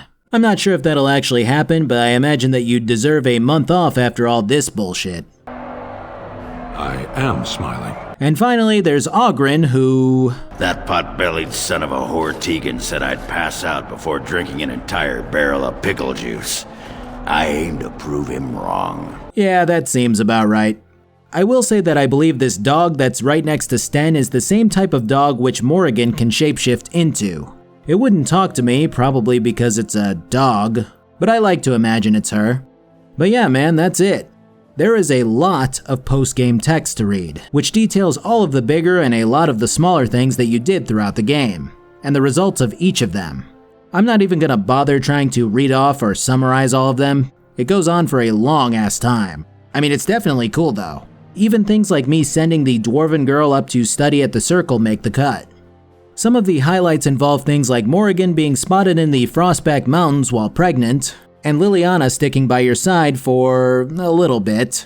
Yeah, they didn't really want to commit to anything with the important characters, much like how your character is said to have stuck around to help Alistair for a little bit. You also become a paragon while your brother radically changes the regime to try and make Orzammar a little more modern. Eventually, so many assassination attempts are made on his life that he just dismantles the assembly. There's a lot more, obviously, but that's probably a good enough summary. And I couldn't help but feel a little sad when it finished. I'm gonna just start with this. Dragon Age Origins was much better than I remember. It may just be one of my favorite games of all time, and I can't believe I was questioning it. It does have issues, of course it does. I still think the whole MMO combat system gets slow and repetitive after so many hours of it, and even at the beginning, the simplicity of what you can do doesn't do it any favors either. The AI isn't always the best, in that it tends to cluster or you might wig out a bit when trying to click on something specific. Enemies weren't always the brightest, and that made combat get a bit stale at times. But once you start getting your builds rolling on your respective companions, the tactic system and all of the possibilities for a different party at any given moment is amazing. I had a load of fun when I opened up new abilities and combos. The level design and exploration ranged from mediocre to brilliant, with most of it landing right around the good mark. It definitely did drag on at times, especially in the deep roads and the fade. I feel like if they had approached every map the way they did with the Brecilian Forest, there would have absolutely been no complaints on my end there. The overall story is one of the best experiences I've had in a game. Yes, there were a few frustrating moments, especially when it came to resolving quite a few of the quests. You'd free some slaves or transform some werewolves back to humans or find your companion's long-lost pupil, and the game would just mark the quest off in your journal with minimal resolution. And then of course there's the whole Queen Honora Landsmeet thing that happened, and I'm just still not a fan of that.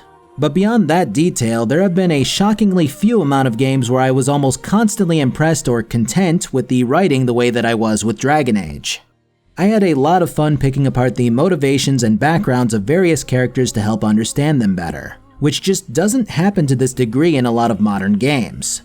There were very few points in the plot where I would have written something different, and that made the game an absolute treat for me to run through. The characters and companions in particular were so fun to learn about, to grow closer to and to converse with. And the fact that someone else could have played through the whole game with an entirely different attitude and had completely different experiences and outcomes with these characters still blows my mind. Dragon Age Origins is a fucking gem.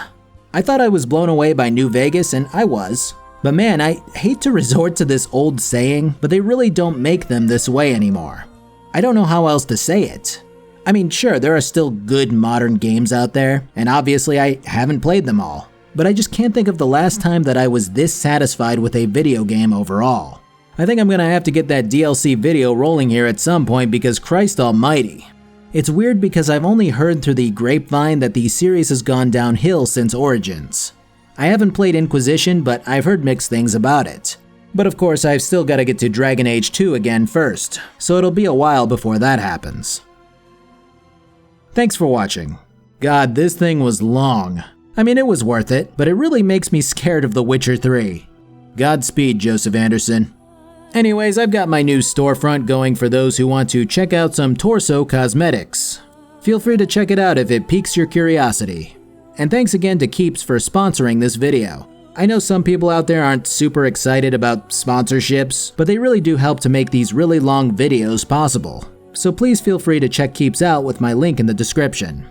I've also got a Twitch where I play video games poorly but in real-time HD 720p. It's as exciting as it sounds. I've got a Twitter where I say very important stuff. I don't actually, but hey, yeah, I got nothing. Follow it if you feel the desire. I've got a Discord where people talk a lot about stuff. I really should be a salesman. And I've got a Patreon. And that's it. Have a good one.